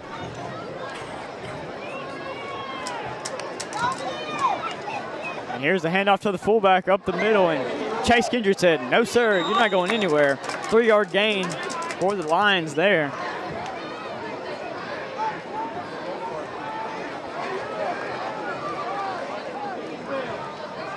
And looks like the Lions, they seem to be possibly a little fatigued, playing two ways pretty much every play tonight for most of these players. But they're going to need a good drive here to get back in this ball game. It's certainly attainable. They've run the ball very well tonight.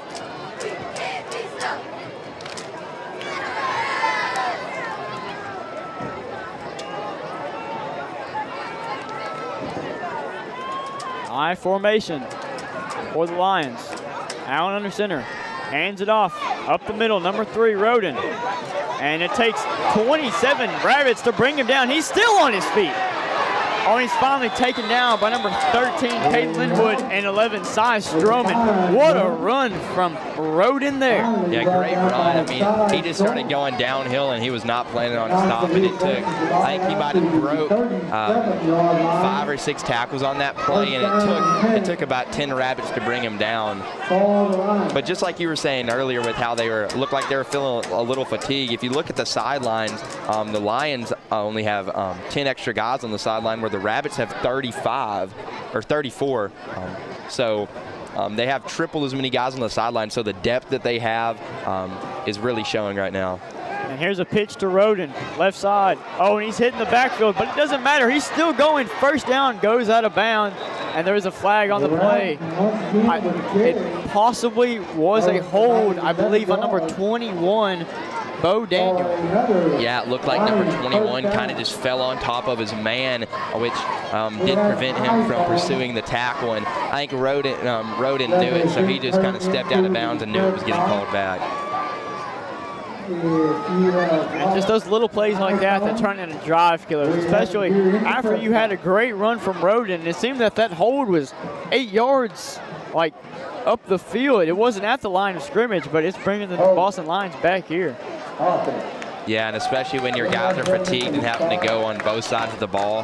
Just keeping them out on the field like this for even longer due to penalties is just going to kill their energy and make them even more fatigued.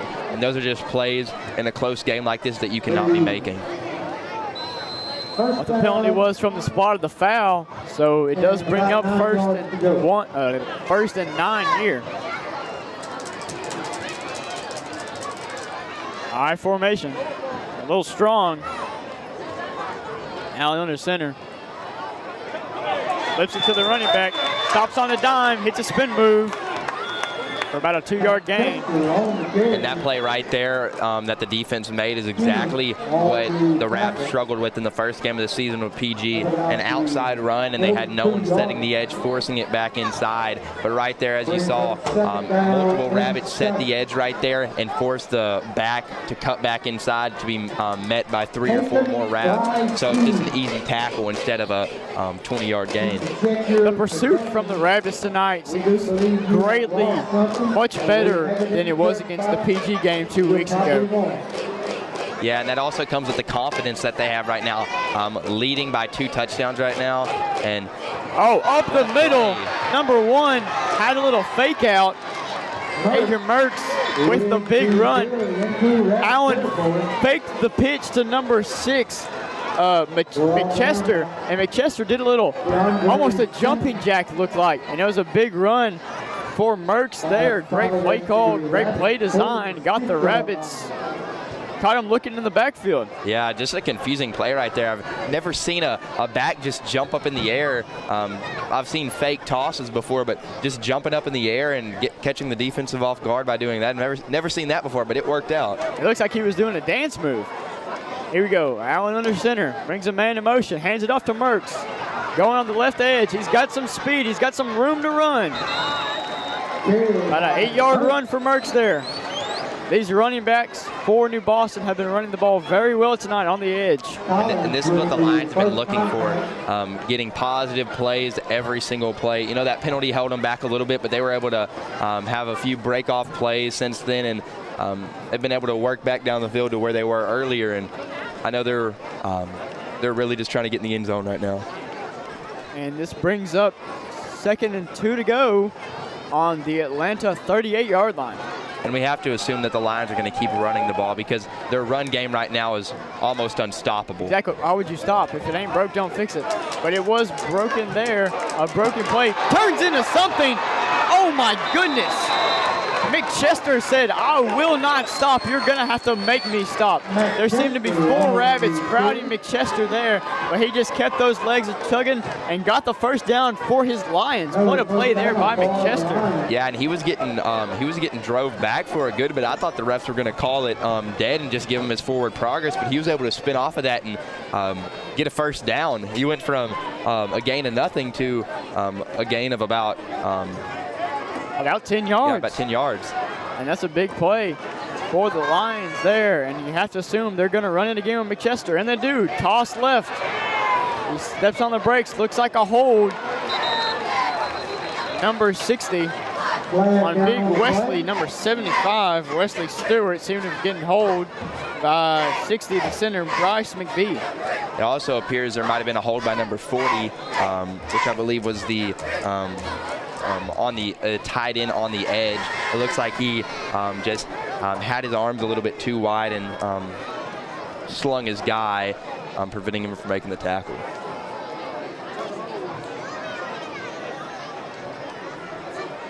Bring the Lions back a little bit. But now, number 40 on offense. 2-yard penalty. First down. Now another penalty, another holding penalty, pushing the Lions back after a big play. And looking on the field, we do have number 65, Ty Walden, subbed in for the first time on defense today. So they're bringing in their big front with the strongest guys they have, because all the Lions have been able to do in the third quarter in the second half has been running the ball. So they want that big front to try to stop it. Goal line formation, looks like a run. Allen's rolling out to his right. He's directing traffic. He's going to run the ball for about a 10-yard gain for Allen there.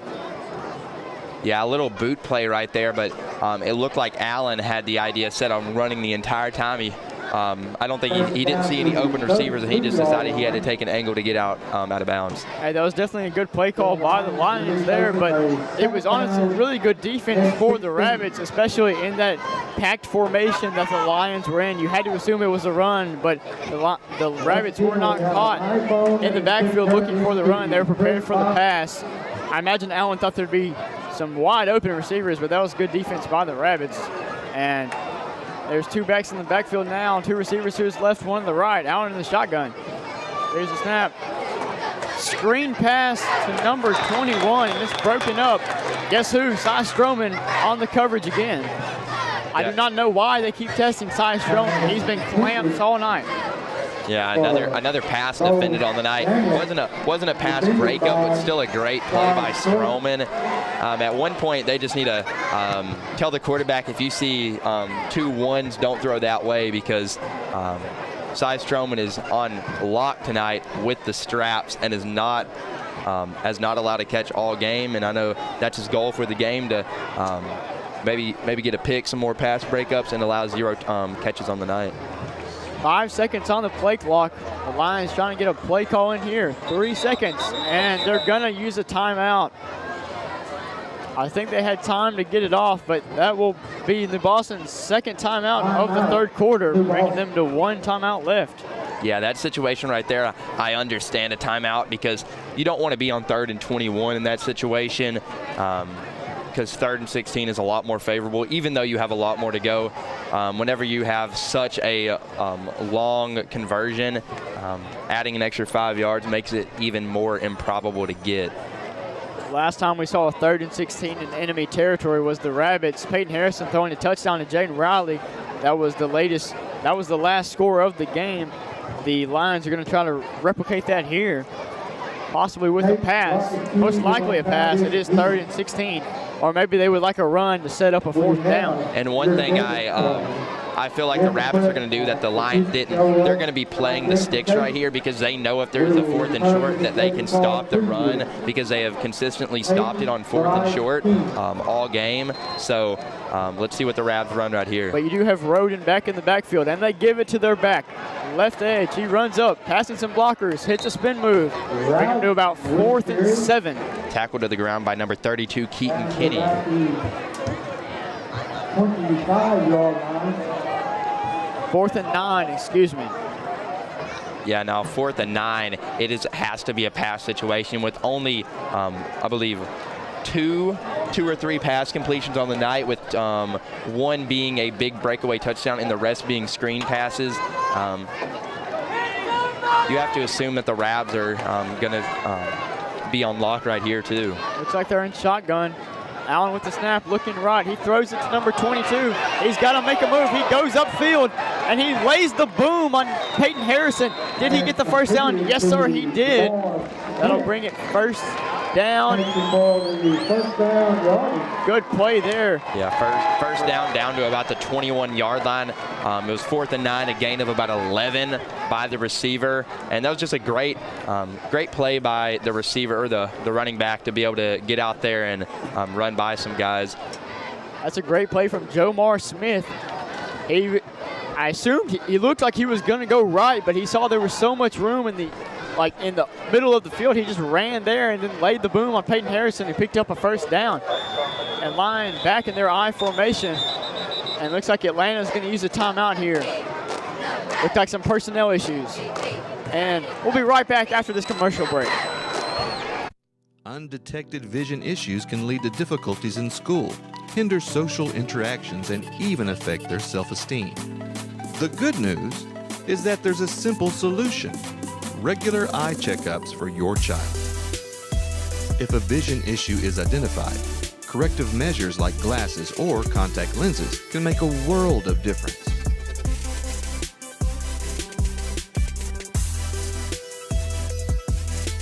The I Guys are a proud supporter of Rabbit TV and Atlanta High School. And we are back to this game day in the A, brought to you by Rabbit TV and Picture County Game Day.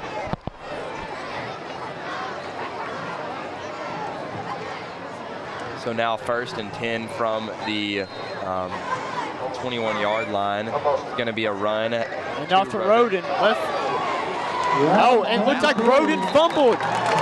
He was hit from his legs, and his body twisted up, and looks like he lost the ball. That's a big play for the Rabbits on defense, and heartbreaking for the New Boston Lions. You had an amazing drive, starting on your own 15, and then get to enemy territory in the red zone, and you just have a fumble for Roden, who's been so good all night. Yeah, and it looked like that was either recovered by number 18, Cam Williams, or number 40, Chase Kindred. Here's the replay. Boom, it looks like number 18, Cam Williams, got the ball. Looked like it was forced by Boosie, number 2, Landon Johnson.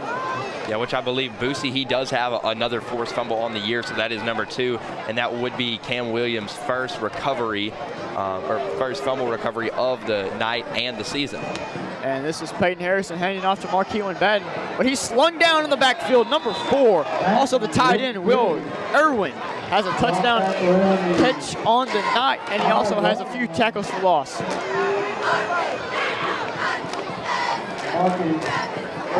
Yeah, I think that play right there just shows that number 4, Irwin, he's been watching some film, and he just remembers that the Rabs have been running that play all night long, and he knew exactly what was going to happen, so he just took off and was able to get in the backfield almost exactly when the snap happened. So just great play by number 4.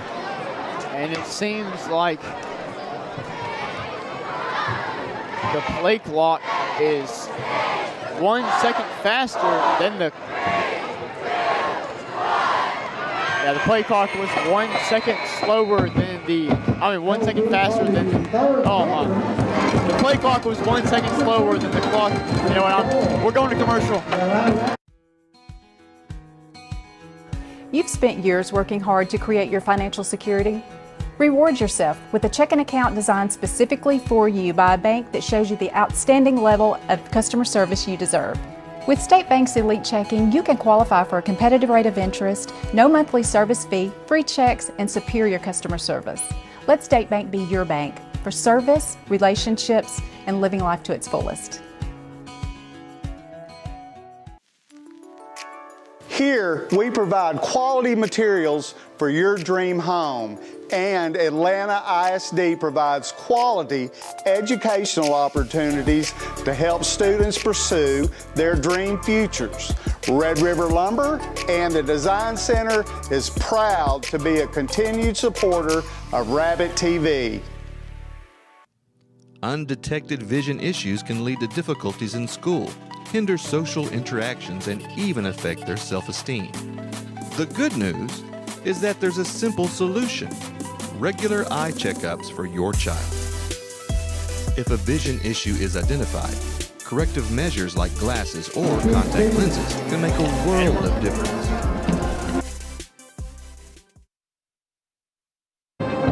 And we're back in the fourth quarter. The score is 21-7.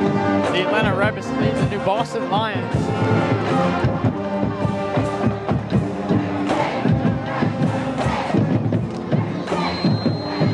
In the shotgun, Peyton Harrison with two backs in the backfield. Hand off to Markeelan Batten on the right side. He's got to break some tackles, and he doesn't. Lung down by number 40, John Veals.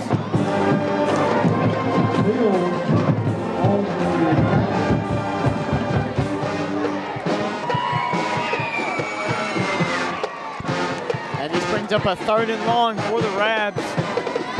New Boston really needs to stop here. This would be a big momentum grabber. Big momentum for the Lions here.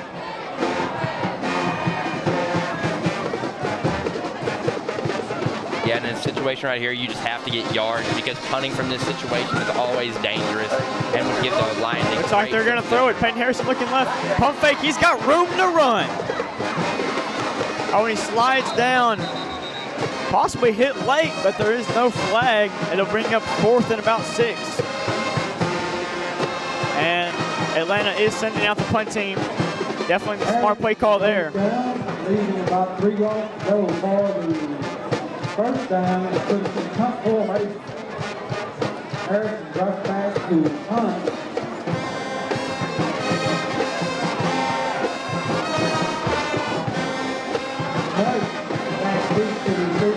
Peyton Harrison is also the punter.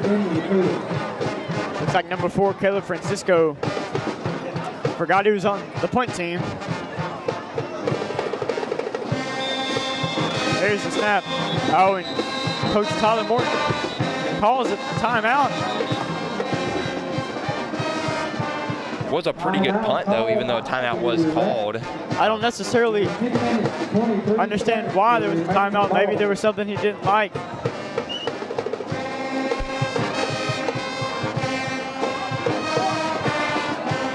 There seemed to be enough time on the game clock, on the play clock, excuse me. But there was a timeout called.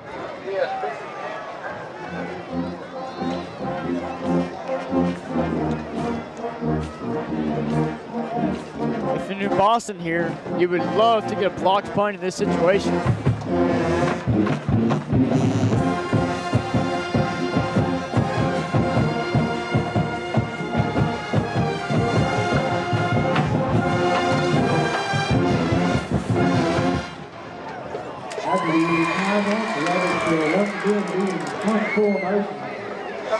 And the Rabs remain in punt formation.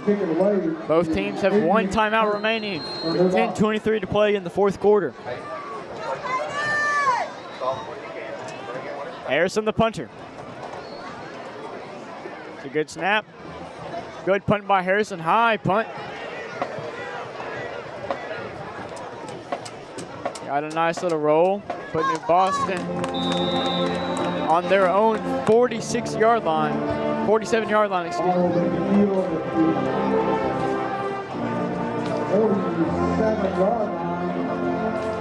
the And as it is a Rabbit tradition, at the start of the fourth quarter, they do start playing the Rabbit version of Take Me Home Country Roads.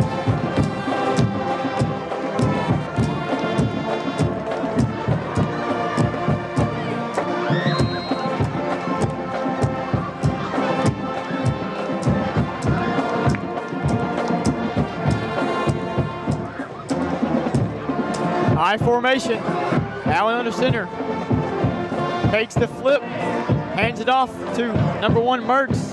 It's a good gain, about 6.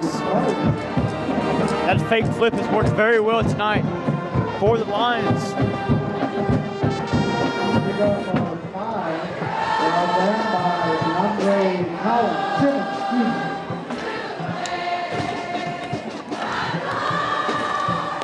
Second and 5.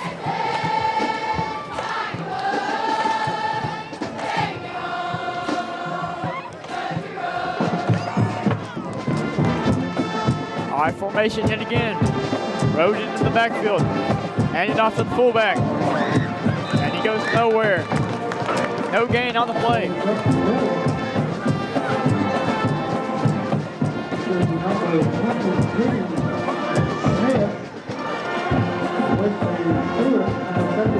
Brings up a big third down for the Lions.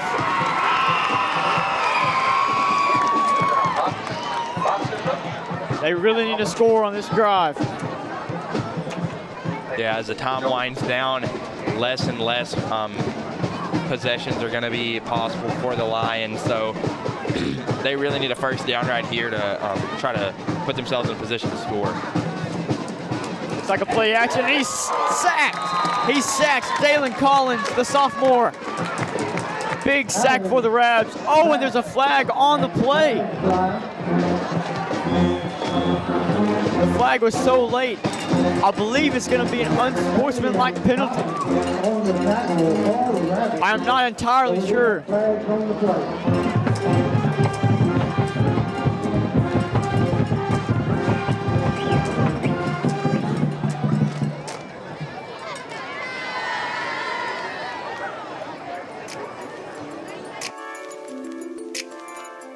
I'm Dylan Thompson with Dylan Thompson Wealth Management. But you know, true wealth is found in knowledge. And that's why we support Atlanta High School and Rabbit TV.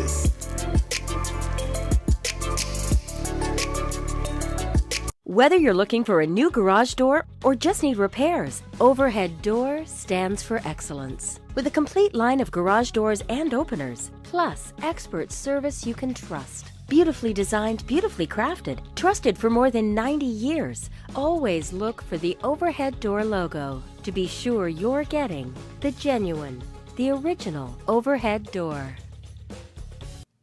Undetected vision issues can lead to difficulties in school, hinder social interactions, and even affect their self-esteem. The good news is that there's a simple solution: regular eye checkups for your child. If a vision issue is identified, corrective measures like glasses or contact lenses can make a world of difference. And the call was unsportsmanlike penalty, like I said, on the Rabs, giving New Boston a new set of downs and new life. That is just a penalty. That is a mental error that you cannot have if you are the Rabbits. It is solely mental. It's not like a holding call in which it was a form thing. You have to keep those emotions under control. Terrible penalty for the Rabs, giving New Boston new life. Roden in the backfield, Allen under center. Flip to Roden, right side. Slips a tackle. About a gain of 7. Roden's run the ball very well. Both these running backs, Marquis Batten and Ashton Roden, have run the ball very, very well. And there is a New Boston player down.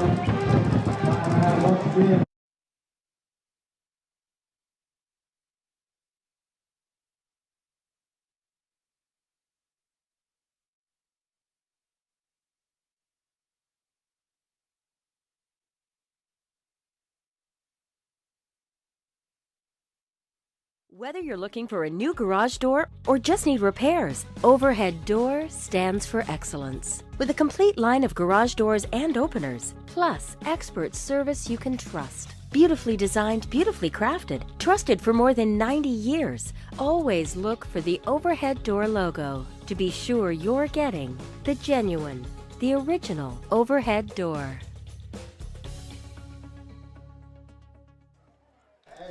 And that's a big loss for the line. Looks like Ashton Roden, their star running back, looks like he caught a cramp. Don't mean to speculate, but I do believe that's what it was.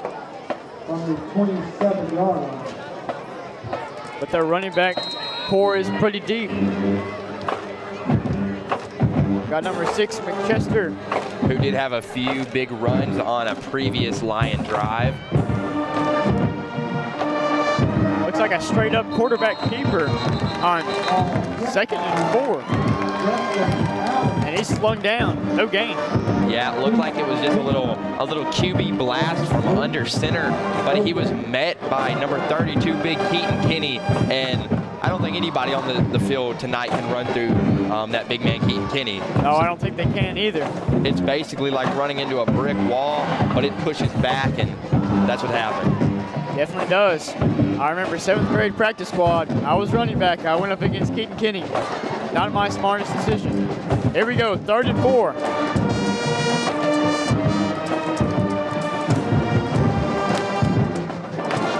Burks in motion. Hand off to the fullback. That'll bring up a 4th down. Looks like 4th down at about 3. This is a big play call for the Lions here. You have less than 7 minutes remaining. What is the coach going to draw up? Yeah, because if the Lions can't get a 4th down conversion right here, then it gives the Rabs a good chance to be able to run out the rest of the clock and end this football game. Especially since Boston only has 1 timeout.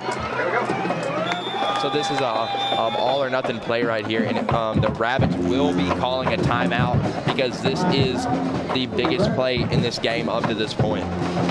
Looks like Coach Morton saw the formation, decided that he's going to take a timeout, possibly decide what defense is going to run. I think if you're New Boston here, you've run the ball very well tonight, very, very well. And I think you have to mix it up, run that tight end seam, and try to get a big play here. You're down 2 scores. You're going to need some magic to happen.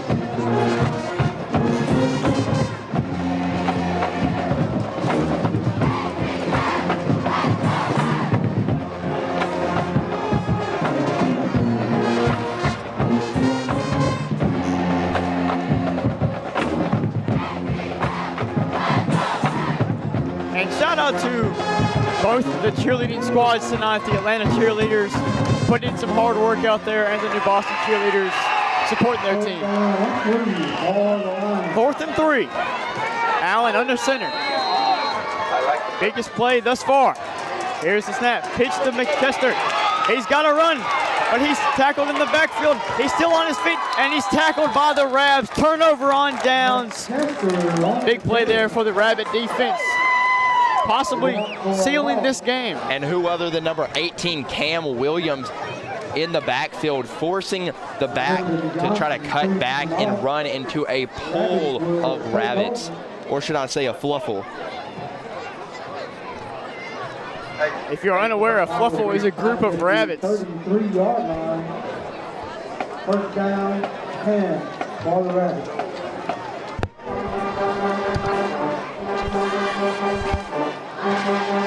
Rabbits on offense here.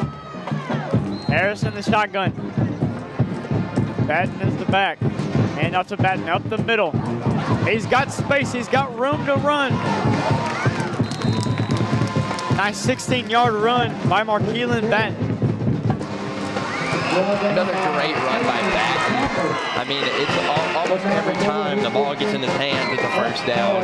It would not surprise me if he is north of 150 rushing yards tonight. He's run the ball stupendous.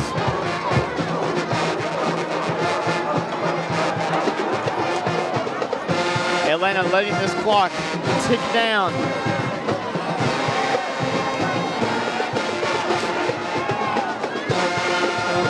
Harrison in the gun. Snap, hand off the bat, up the middle. He's got to make some moves, and he's tackled on the edge. Number 4, Will Irwin. For a loss of about 2 yards. And another TFL for Irwin. Another TFL for Irwin. And it did seem like the Raps still had about 12 seconds left on the play clock whenever they snapped. So it seems like they might not be trying to run the clock out as much right now. They're really just trying to get together and drive and keep some offensive development going.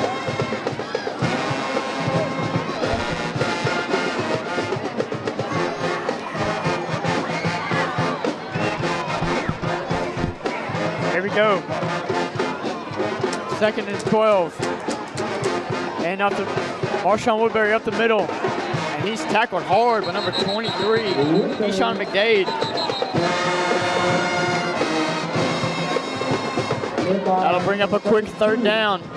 And this is whenever you get to see Harrison use his weapons that are going to be spread out wide, which we've seen Whaley and Riley both get a surplus of targets tonight and made really good plays.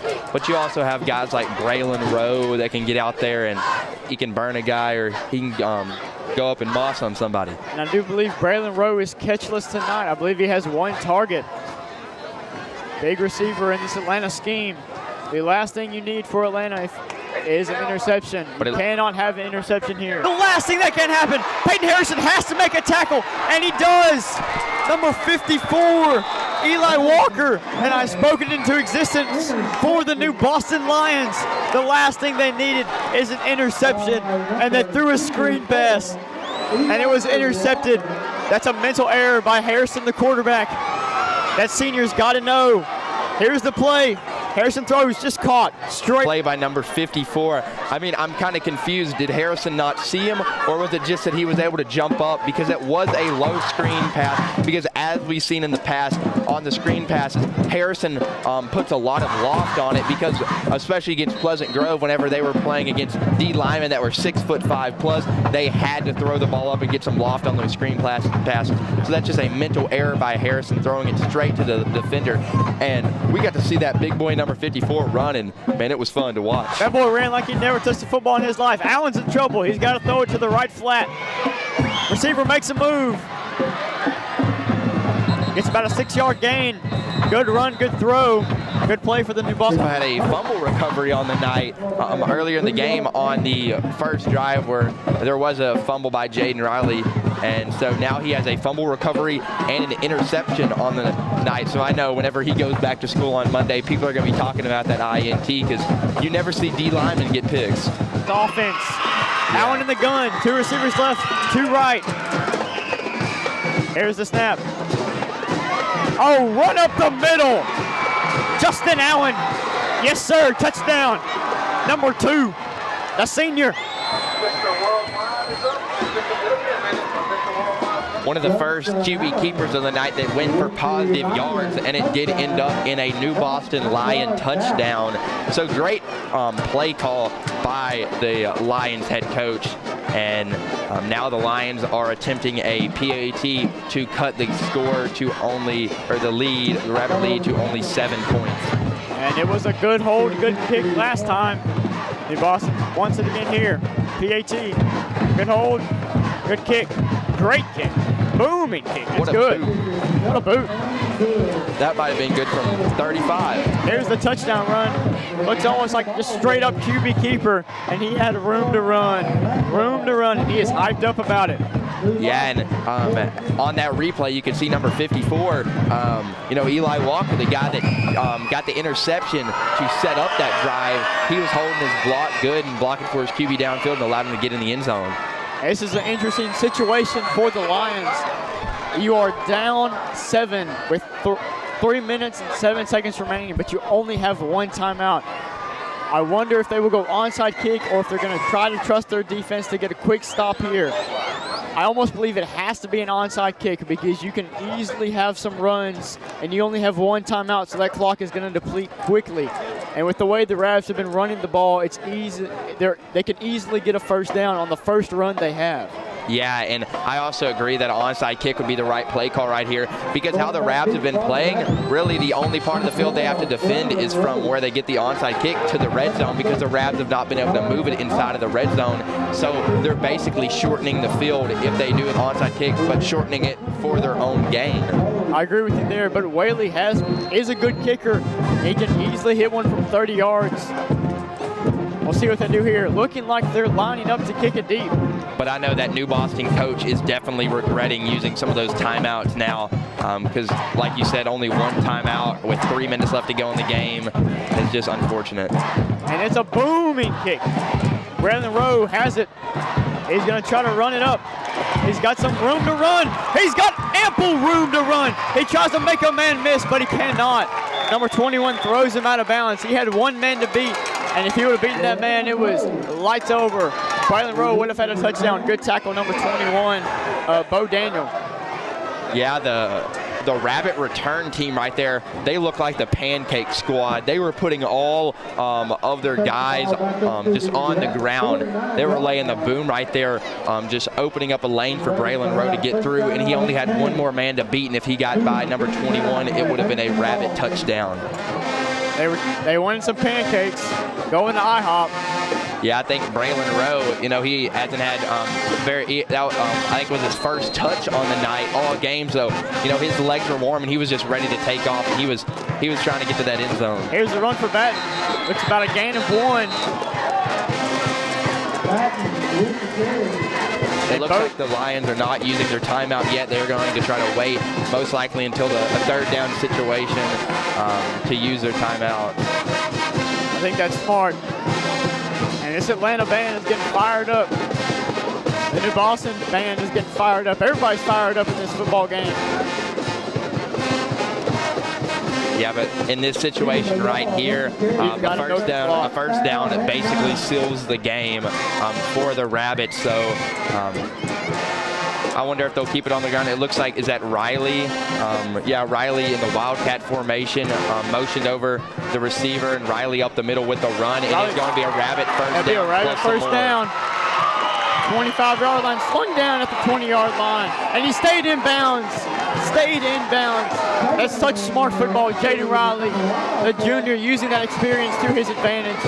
Yeah, and then Riley, he gets up and he just starts walking it off. He's just letting those guys know that this game is almost over. New Boston is not using a timeout.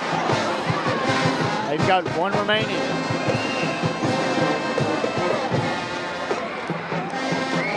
Yeah, now right here, a first down would effectively seal the game, and New Boston would not have another chance. But Riley in the Wildcat formation again. See what happens here. Imagine they'll bring a man in motion. They're using every second off the play clock. Here's the snap. Jaden Riley, right edge. The exact same play, and not as many yards, but about 5.5 yards on the gain for Riley, and it sets the Rabs up for a second and medium, and so they can continue to run the ball.